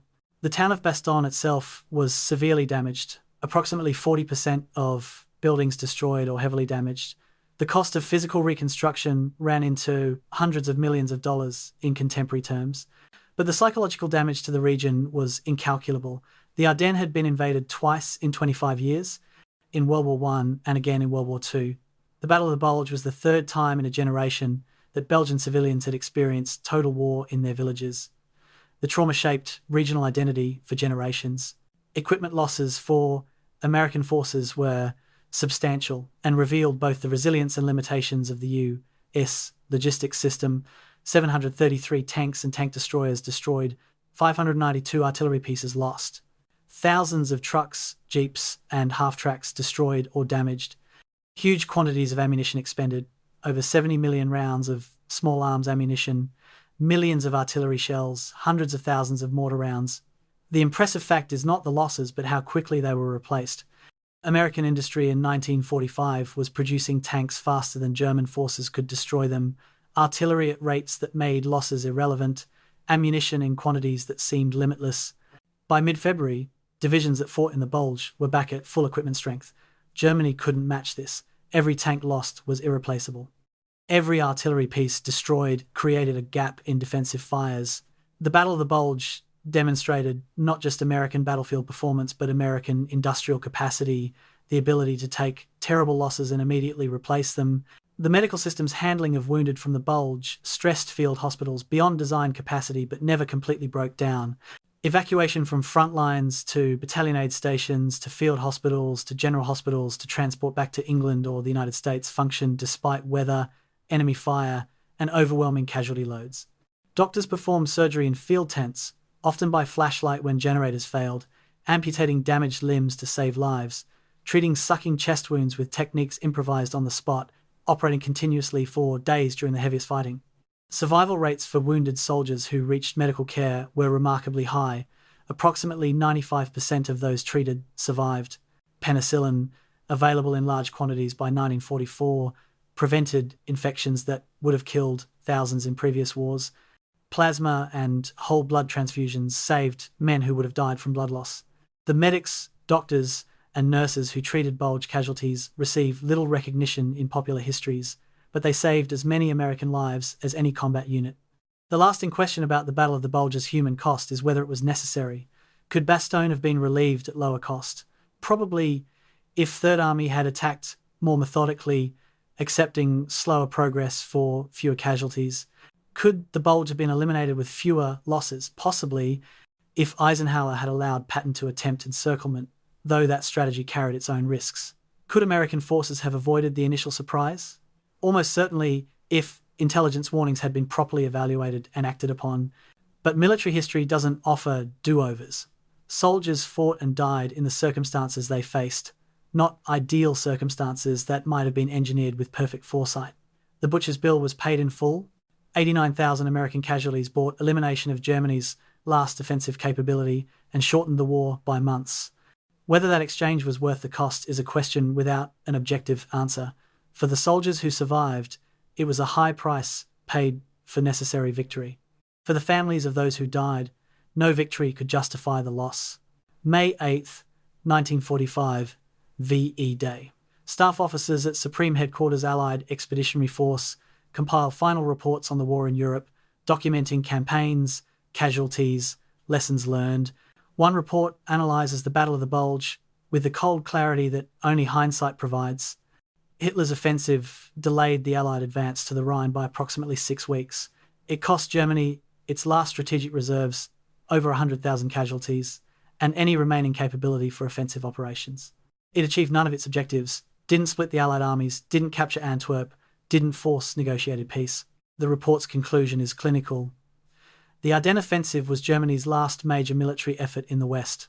Its failure made Allied victory inevitable and shortened the war by eliminating German forces that might have prolonged resistance. What the report doesn't capture, can't capture in bureaucratic language, is what those 6 weeks meant to the soldiers who fought them, to the families who lost sons and husbands, to the Belgian civilians who endured another German invasion. Statistics and strategic analysis don't convey the cold, the fear, the death, but they're what history preserves. The strategic assessment of Hitler's plan, conducted by Allied intelligence after the war and by German commanders during interrogation, revealed a fundamental disconnect between political will and military possibility. Hitler wanted to repeat 1940 to achieve through surprise and audacity what Germany no longer possessed the resources to accomplish. His generals told him the plan was impossible, that fuel supplies were inadequate, that Allied air superiority would destroy German columns once weather cleared, that even if the offensive reached the Meuse, it couldn't cross against prepared defences. Hitler overruled all objections, insisted that willpower could overcome material limitations, and threatened anyone who expressed defeatism with execution. The result was predictable. Tactical successes in the opening days, operational failure within a week, strategic catastrophe within a month. German officers who survived told interrogators that they'd known from the beginning the offensive would fail. They attacked anyway because Hitler's Germany didn't tolerate dissent. The Bulge demonstrated that authoritarian command systems fail when reality contradicts ideology. The fuel mathematics that doomed the German offensive are stark and incontrovertible. German forces needed approximately 5 million gallons of fuel to reach Antwerp. They started the offensive with 2.5 million gallons in supply dumps and tanker trucks.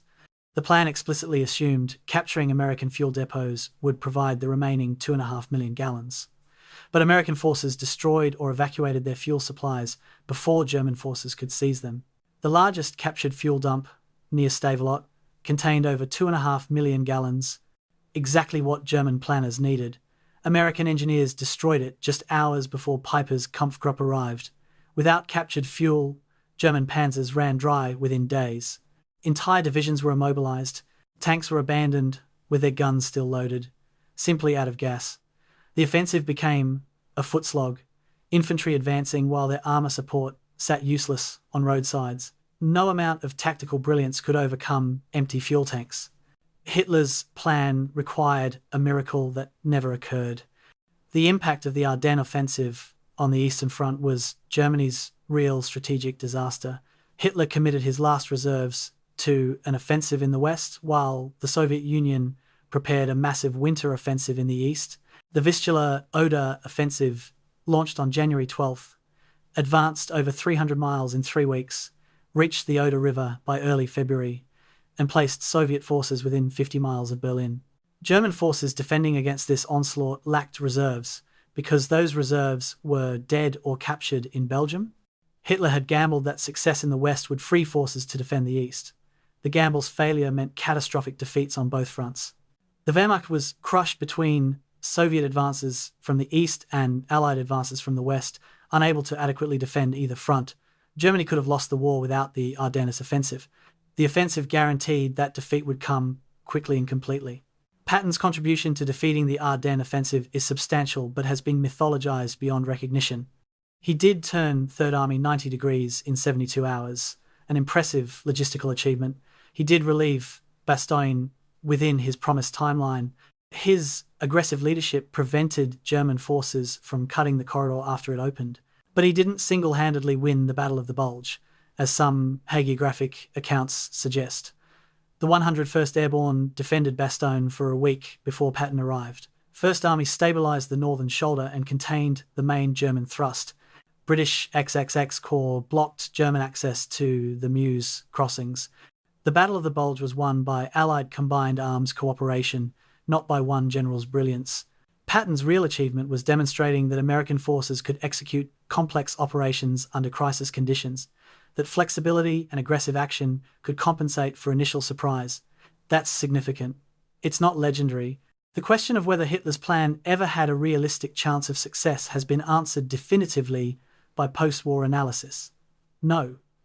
Even if everything had gone perfectly for Germany, if Street, Vith and Bastogne had fallen on schedule, If fuel had been captured, if weather had remained overcast, the offensive still would have failed. Allied material superiority was too great. American reinforcements arrived faster than German commanders anticipated. The logistics of modern mobile warfare required resources Germany didn't possess. At best, a completely successful Ardennes offensive might have delayed Allied victory by 2 or 3 months. It couldn't have forced negotiated peace, couldn't have split the Allied coalition, couldn't have changed the war's outcome. Hitler's desperation produced a plan that risked Germany's last resources for minimal potential gain. Professional military officers recognized this. Hitler didn't care. The Bulge was a political offensive designed to demonstrate German fighting spirit and provide hope to a demoralized population. It failed militarily and psychologically, convincing even true believers that Germany couldn't win. The Allied response to the German offensive, evaluated critically, shows both excellence and failures. The excellence: rapid commitment of reserves, flexible command relationships, ability to shift forces between armies without bureaucratic delays. Eisenhower's decision to release the airborne divisions immediately was correct. His willingness to give Montgomery temporary command of northern forces, though politically controversial, was militarily sound. The logistical system that supplied forces throughout the battle never broke down despite enormous strain. The failures: intelligence missed clear indicators of the offensive. Forward units were positioned too thinly and with inadequate reserves. Initial responses were confused and uncoordinated. Some units fought magnificently while others collapsed. The Battle of the Bulge revealed that Allied forces could absorb surprise attacks and recover quickly, but it also showed persistent weaknesses in intelligence evaluation and defensive preparation. The victory was real. It wasn't flawless. The debate about whether more aggressive tactics could have trapped German forces continues among military historians. Patton argued for cutting the base of the Bulge, encircling German divisions in the salient's tip, achieving a Falaise-style destruction. Eisenhower chose methodical pressure from north and south, accepting that German forces would escape but minimizing risk. Who was right? Both strategies had merit. Patton's approach offered potential for decisive victory but risked American forces being caught on exposed flanks if German commanders reacted quickly. Eisenhower's approach was safer but allowed German forces to withdraw in relatively good order, saving combat power that fought again in the Rhineland. Modern analysis suggests Eisenhower's caution was probably correct. German forces in late December 1944, though beaten, weren't broken. They retained defensive capability and could have inflicted serious casualties on American forces attempting deep envelopment. The methodical approach cost time but saved lives. That was Eisenhower's consistent priority throughout the war. The lasting military lessons from the Battle of the Bulge shaped American doctrine for decades. The importance of strategic reserves, maintaining uncommitted forces that could respond to unexpected developments. The value of combined arms warfare: infantry, armor, artillery, and air power working together rather than separately. The necessity of flexible command structures, ability to shift units between commands without bureaucratic friction, the criticality of logistics. Even tactical victories fail without adequate supply lines.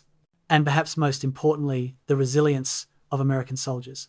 They could be surprised, could lose initial engagements, but would fight back aggressively and ultimately prevail. These lessons influenced American military thinking through the Cold War and beyond. The Bulge became a case study in how to absorb an enemy offensive and convert it into victory through superior resources and adaptability. The historical memory of the Battle of the Bulge evolved significantly over the 75 years since it was fought. Immediately after the war, it was celebrated as an American triumph, proof of Allied superiority over German forces. During the Cold War, it became a founding myth of American military excellence, a story of citizen soldiers defeating professional Wehrmacht troops. In recent decades, historians have adopted more nuanced views, recognizing both American successes and failures, acknowledging that victory was costly and not inevitable. Popular culture focuses on Bastogne and Patton's relief, creating the impression that the entire battle was about one town and one general. The reality was far more complex. Multiple battles across a 100-mile front, involving hundreds of thousands of soldiers, decided by factors ranging from weather to logistics to individual courage. The simplified version makes better movies. The complex reality is what actually happened. The question of whether the Battle of the Bulge was worth its cost depends on perspective. Strategically, yes. The battle destroyed Germany's last offensive capability and shortened the war. For soldiers who survived, maybe. They endured hell, but lived to see victory. For families of those who died, almost certainly no. No strategic objective justifies losing a son or husband. For Belgian civilians, definitely no. Liberation turned into another battlefield, causing suffering that served no Belgian interest. For historians, it's a case study, examination of how modern industrial warfare functions under crisis conditions. The Battle of the Bulge meant different things to different people. What it definitively proved was that wars are won by logistics, industrial capacity, and the ability to absorb tactical defeats while maintaining strategic coherence. Germany could win battles, America could win wars. That was the fundamental imbalance the Ardennes offensive couldn't overcome. December 19th, 1944, Verdun. George Patton makes a promise that will define his historical legacy. Attack in 3 days with 3 divisions. Every general in the room, except Patton, thinks it's impossible. What they don't know is that Patton has been planning for exactly this scenario since early December, that his staff has wargamed a German breakthrough and developed contingency plans, that the improvised response is actually careful preparation meeting opportunity. This is the Patton paradox. Was he a military genius who anticipated events others missed, or a showman who claimed credit for staff work and got lucky? 75 years after Bastogne, historians still argue the truth is probably both. Patton was genuinely brilliant at operational warfare, understanding how to move large formations quickly and aggressively. He was also genuinely self-aggrandizing, exaggerating his role and minimizing others' contributions. The relief of Bastogne was simultaneously his finest achievement and evidence that his legend exceeds his reality. Separating the man from the myth requires acknowledging both.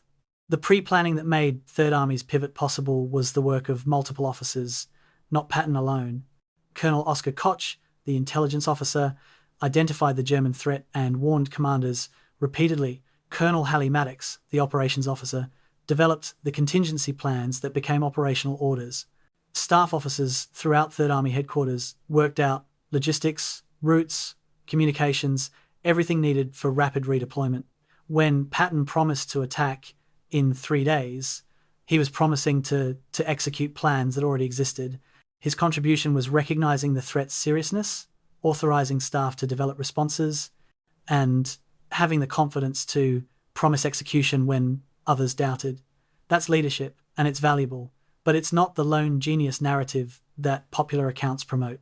Patton succeeded because he built an excellent staff and trusted them to do their jobs. That's less dramatic than the cowboy general myth, but more accurate. The 72-hour timeline, examined critically, was more aspiration than achievement. Patton promised to attack on December 22nd with 3 divisions. What actually happened was that advanced elements of 3 divisions attacked on December 22nd, but the full combat power of those divisions wasn't available for another 24 to 48 hours. Units arrived piecemeal, attacked as they closed on objectives, rather than waiting for complete assembly. This was aggressive and probably correct tactically, but it meant early attacks went in under strength, taking higher casualties than fully coordinated assaults might have suffered. The promise of 3 days was kept on a technicality. Full operational capability took longer. Does this diminish Patton's achievement? Not really. He moved 250,000 men 90 degrees in winter and attacked faster than anyone thought possible. But it does suggest that Patton's promises should be understood as motivational tools rather than precise predictions. The operational style Patton employed during the relief, relentless attack regardless of casualties, was effective but costly. 4th Armoured Division lost over 1,000 men in 4 days, reaching Bastogne. Other divisions took proportional casualties. Patton's philosophy was that aggressive action minimized casualties by ending battles quickly. That hesitation gave enemies time to establish better defenses and ultimately cost more lives. This philosophy is debatable. Aggressive attacks certainly ended the siege of Bastogne faster than methodical approaches would have, but they also produced high casualty rates that made divisions combat ineffective within days. Third Army's casualty rates throughout the war were consistently higher than other American armies in Europe. Was this the inevitable cost of aggressive operations, or evidence that Patton accepted casualties others would have considered excessive? Military historians debate this question without reaching consensus. What's clear is that Patton's methods achieve results, but at human costs that raise ethical questions about command responsibility. Patton's relationship with his subordinate commanders during the Bastogne operation revealed both his strengths and weaknesses as a leader. He inspired loyalty through personal bravery, visiting frontline units under fire, sharing soldiers' dangers. He demanded excellence and held commanders accountable for failures. But he also bullied, threatened relief for officers who didn't meet his standards, and created a climate where admitting problems was tantamount to confessing weakness. Hugh Gaffey, commanding 4th Armoured Division, was subjected to Patton's rage when the relief took longer than expected. Gaffey's division was fighting against determined resistance, taking heavy casualties, doing everything possible to reach Bastogne. Patton's response was to threaten his job. This kind of leadership motivates through fear as much as inspiration. It works up to a point, but it also creates environments where subordinates hide problems rather than reporting them honestly. Patton got results. The costs included relationships and mental health of officers who served under him. The comparison between Patton's performance and other commanders during the Bulge provides useful context. Courtney Hodges, commanding 1st Army on the Northern Shoulder, stabilized a collapsing front and contained the main German thrust. He receives far less recognition than Patton despite achieving more strategically important results. Montgomery, given temporary command of American forces in the north, organized defensive positions and coordinated counterattacks that prevented German breakthrough to the Meuse. He was correct in his assessments and effective in his actions, though he's often vilified in American accounts for political reasons. Bradley, Patton's superior, managed multiple armies simultaneously while dealing with political complications from command arrangements. All of these generals contributed to defeating the Ardennes offensive. Patton's contribution was significant but not unique. The focus on Patton in popular histories says more about American preferences for aggressive, colourful personalities than about actual military effectiveness. The question of whether another commander could have achieved what Patton did is ultimately unanswerable but worth considering. Would 3rd Army have relieved Bastogne under different leadership? Almost certainly yes, because the staff work and unit quality were excellent regardless of who commanded.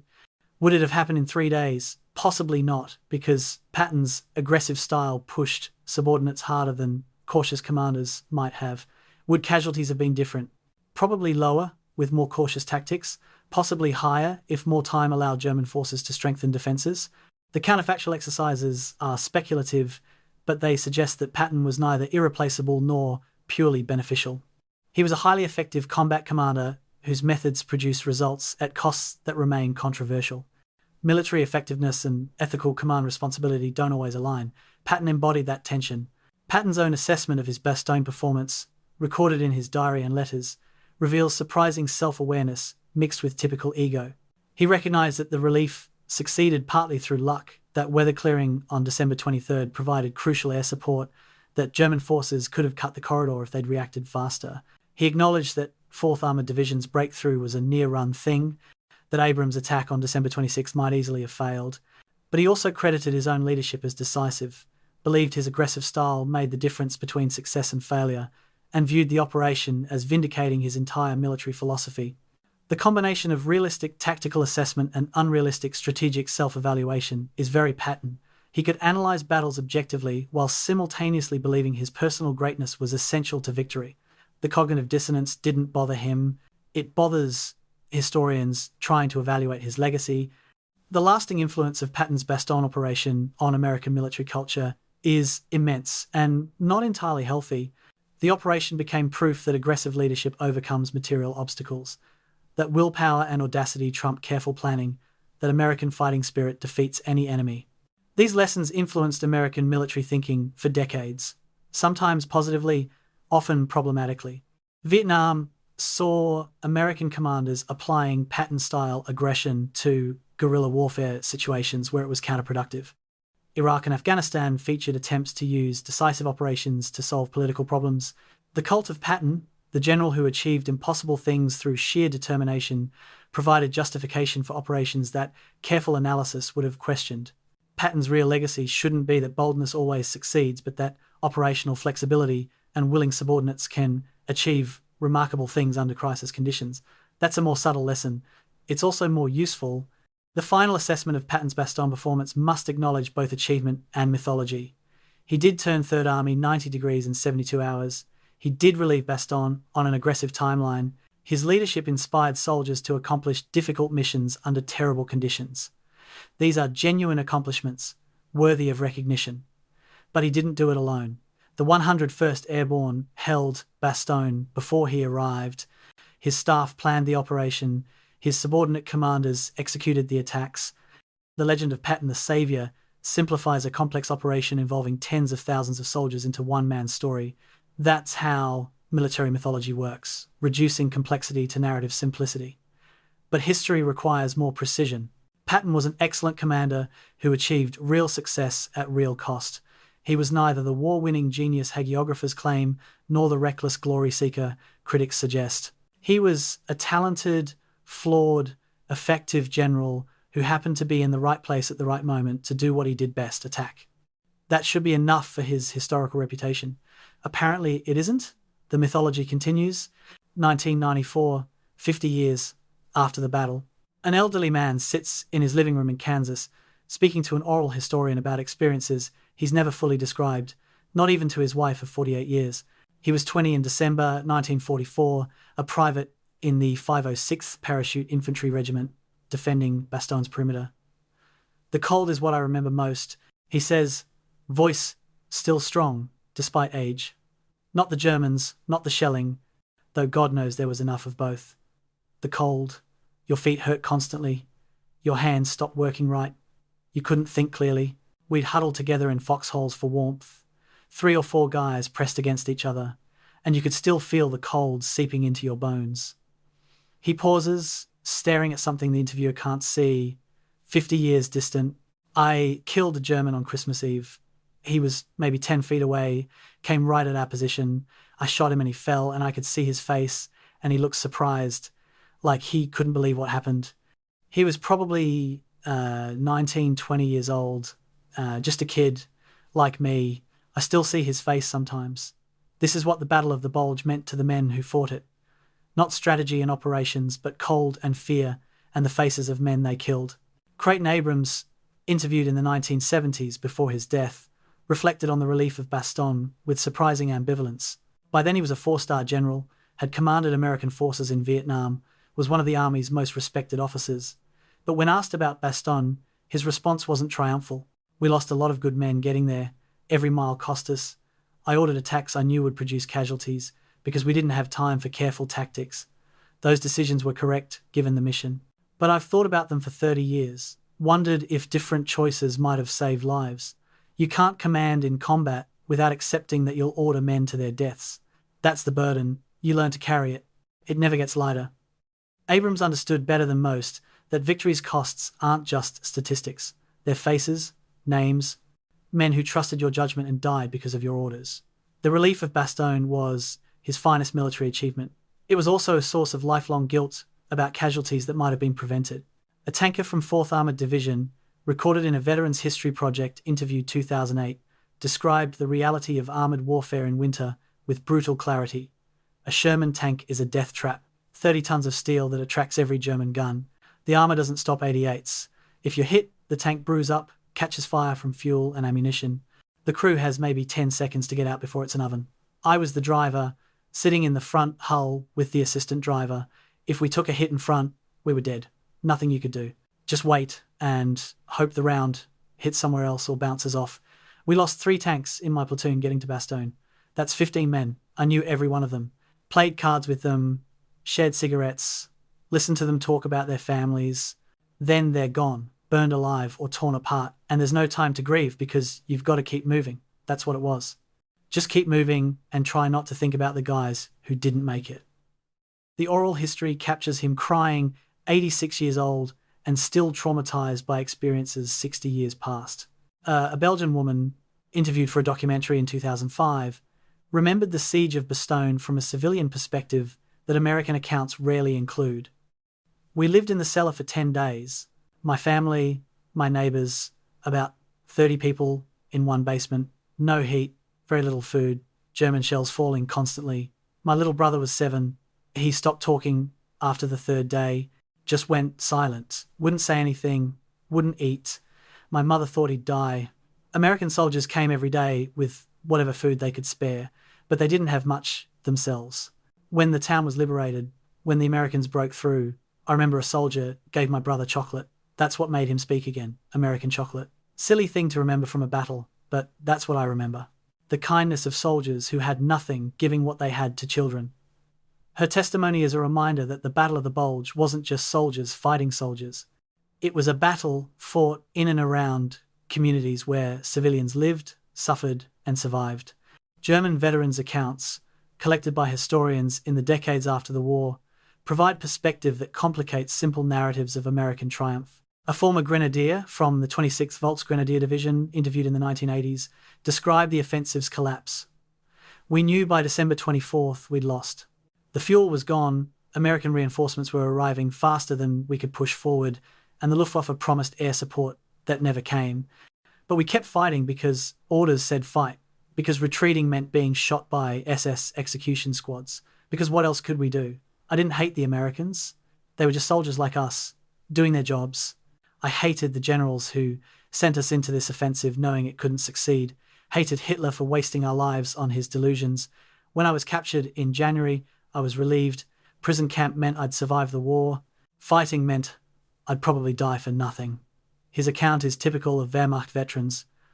Recognition that the war was lost, resentment toward leadership that spent lives pointlessly, respect for American soldiers as fighters. The sound of the battle, described by veterans from both sides, was overwhelming and terrifying. "Artillery fire sounds like railroad cars passing overhead," explained a field artilleryman. "Constant noise, rumbling thunder that never stops. Incoming shells have a distinctive whistle. Outgoing sound different, a roar rather than a whistle. After a few days, you learn to distinguish them by sound, know whether to dive for cover or keep working. But the noise is exhausting, wears you down psychologically. You can't escape it, can't rest, can't have a conversation without shouting. Some guys' hearing was permanently damaged, not from close explosions, but from days of continuous noise." Another veteran described tank engines. 50 Shermans with their engines running sounds like God's own thunderstorm. The ground shakes. You can't hear yourself think. And that was our side. German tanks, Panthers and Tigers, had even louder engines. When you heard those starting up, you knew an attack was coming. The smell of combat, rarely mentioned in official histories, features prominently in veterans' accounts. Cordite from artillery, sharp and chemical, stings your nose and throat. Burning tanks smell like metal and fuel and something sweet that's the crew cooking. You can't mistake it. Once you've smelled burning human flesh, you know it forever. Diesel fumes from trucks and generators. Unwashed bodies, because nobody bathed for weeks. Latrine trenches, decomposing bodies that nobody had time to bury. It all combined into this overwhelming stench that you couldn't escape. Years later, certain smells would take me right back. I'd smell diesel exhaust, and suddenly I'm 20 years old in Belgium again, scared out of my mind, watching my friends die. The sensory memories of combat persisted long after physical wounds healed. The friendships forged during the Bulge lasted lifetimes and defined survivors' post-war lives. Veterans spoke of bonds with men they fought beside, relationships deeper than civilian friendships because they were built on shared trauma and mutual survival. "The guys I served with knew me in ways my wife never could," explained one veteran. "They knew what I'd seen, what I'd done, what it cost to survive. We didn't talk about it much when we got together, didn't need to. Just being around guys who understood was enough." Veterans organizations, battalion reunions, memorial dedications provided opportunities for survivors to gather, remember fallen comrades, and confirm that their experiences mattered. For many Bulge veterans, these relationships remained central to their identities for the rest of their lives. The question of whether survivors felt pride or trauma about their service produced complex answers. Most expressed both. Pride in accomplishing difficult missions under terrible conditions, trauma from experiences that haunted them for decades. "I'm proud I served, proud my unit held when we could have broken, proud we won," said one veteran. But the nightmares never stopped. 60 years later, I still wake up sometimes back in that frozen foxhole, German artillery falling, wondering if the next one has my name on it. You carry combat with you forever. It's not something you get over, you just learn to live with it. The generation that fought the Battle of the Bulge was called the Greatest Generation, a label many veterans rejected as oversimplified. They were ordinary people who endured extraordinary circumstances. Some thrived afterward, others struggled with physical and psychological wounds for the rest of their lives. All of them deserve better than reduction to mythology. The final interviews with Bulge veterans, recorded as they reached their 80s and 90s in the early 2000s, had an elegiac quality. These men knew they were the last witnesses to events that shaped the 20th century. They spoke of responsibility to remember fallen comrades, to ensure their sacrifices weren't forgotten. There were 19,000 American boys who didn't come home from the Bulge, said one veteran in his last recorded interview. They were 18, 19, 20 years old. They died in snow and cold, far from home, fighting for a country that probably forgot them by the time the war ended. I've spent 70 years carrying their memory. When I'm gone, who'll remember them? This is the ultimate question of military history. How do we remember those who died, honor their service, and learn from their sacrifices without romanticizing war or forgetting its costs? The voices of those who fought the Battle of the Bulge provide no easy answers. They only ask that we listen. Today, present day, a tourist bus pulls into the parking lot at Martelange Memorial outside Bastogne. American visitors, mostly middle-aged, climb out and walk toward the star-shaped monument commemorating the Battle of the Bulge. The memorial, completed in 1950, bears the names of more than 76,000 American soldiers who fought in the Ardennes. Most visitors don't know that the actual casualty figure was 89,500, or that Belgian civilians and German soldiers also died by the thousands. They've come because they've heard of Bastogne, because a grandfather served here, because they've seen Band of Brothers and want to see where it happened.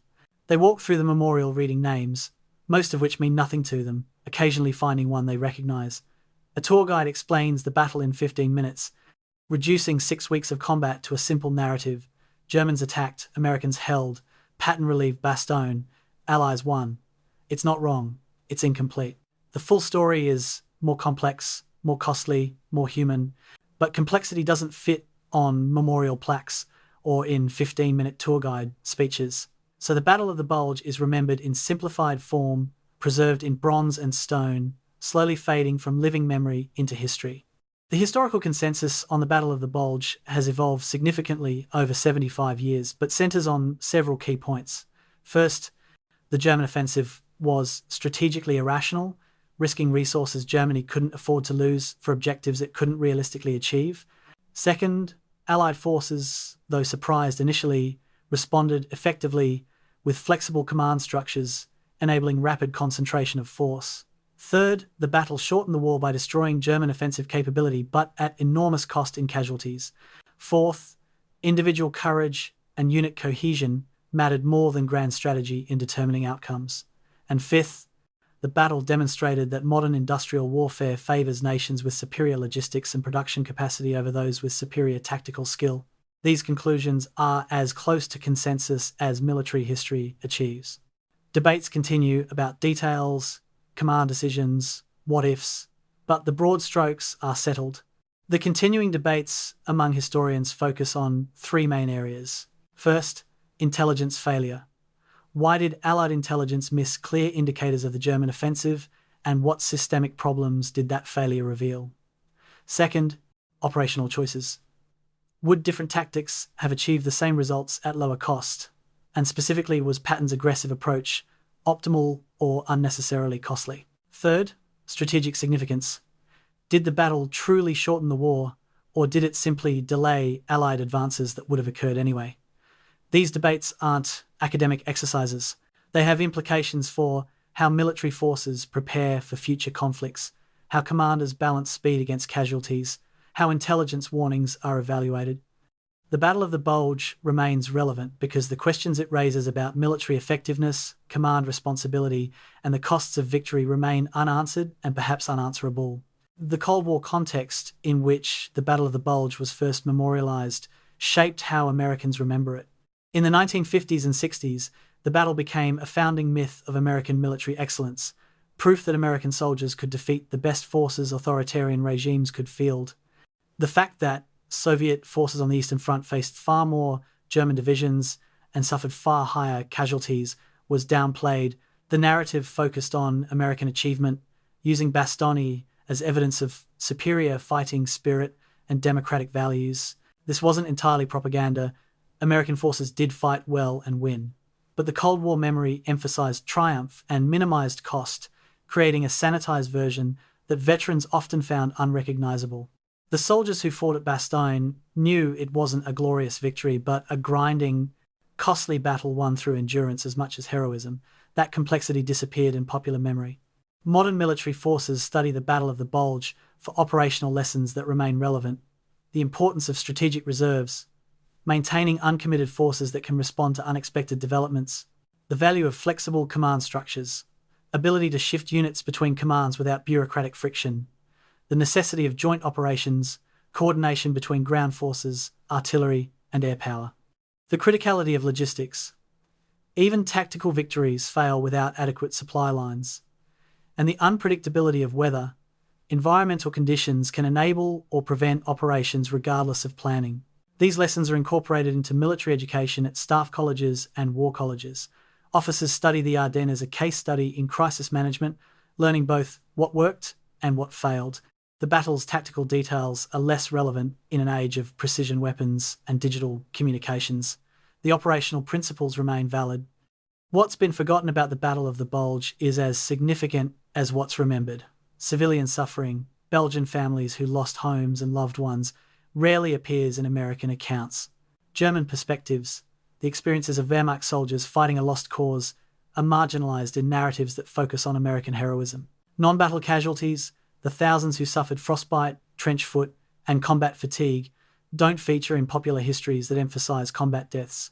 The political controversies, particularly Montgomery's temporary command of American forces in the North, have been smoothed over in modern accounts. The logistical achievement, perhaps the most impressive aspect of American performance, receives less attention than combat operations. And the sheer randomness of who lived and who died, the role of luck in survival, contradicts narratives that emphasize skill and courage. Memory is selective. The Battle of the Bulge, we remember, is cleaner, simpler, and more heroic than the battle that actually occurred. The physical landscape of the Ardennes today bears few visible scars from the battle. Villages destroyed in 1944 have been rebuilt. Forests have regrown. Roads are paved and peaceful. Tourists drive routes that 4th Armoured Division fought along, unaware of the blood spilled on ground they're passing. Cemeteries preserve memory. Luxembourg American Cemetery, with its 5,000 white crosses. Henri Chapelle American Cemetery in Belgium. German cemeteries that few Americans visit. These spaces maintain physical connection to the battle, places where the dead are honoured and history is preserved, but they're also anachronistic, preserving a version of warfare that no longer exists. Modern combat looks nothing like the Bulge. Precision weapons, digital communications, drone surveillance have transformed battlefield dynamics. The trenches and tanks and artillery barrages that define the Ardennes are artifacts of industrial age warfare. What remains relevant is human courage, fear, sacrifice, the psychological cost of combat that technology hasn't eliminated. Why the Battle of the Bulge still matters 75 years later isn't obvious.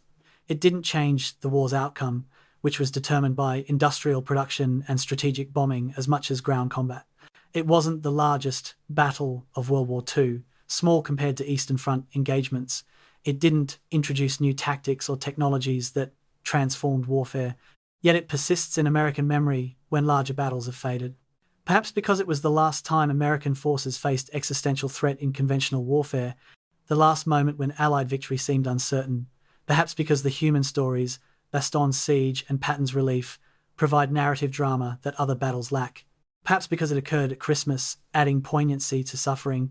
Or perhaps because every generation needs to believe that their sacrifices mattered, that the costs they paid weren't wasted.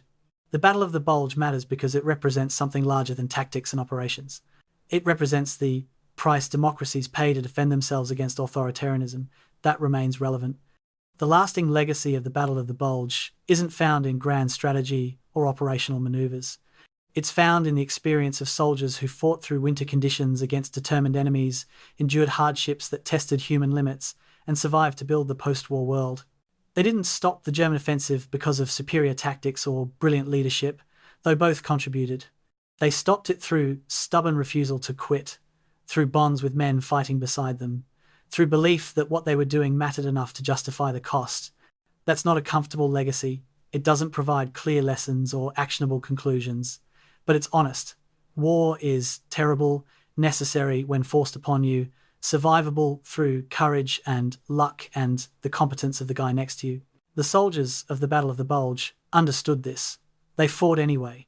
They won. Many died. Those who survived carried the memories for the rest of their lives.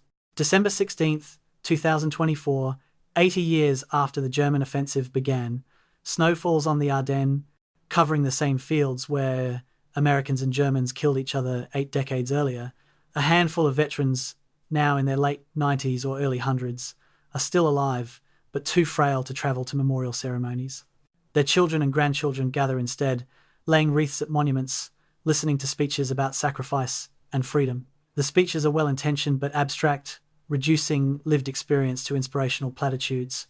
The veterans, had they been able to attend, probably would have said little. They'd shake hands with fellow survivors, share a look that conveyed more than words could, and remember friends who didn't make it home. That's what the Battle of the Bulge means to those who fought it. Not grand strategy, but personal loss. Not triumph, but survival. Not glory, but the simple fact of having endured something terrible and lived to see the other side. The rest, the analysis and interpretation and historical significance, is for those of us who weren't there. We preserve memory imperfectly, understand incompletely, and honor inadequately. But we try. That's all history can do. Remember, understand, and try to learn from what came before. The soldiers of the Bulge deserve that much. They deserve more. This is what we can give.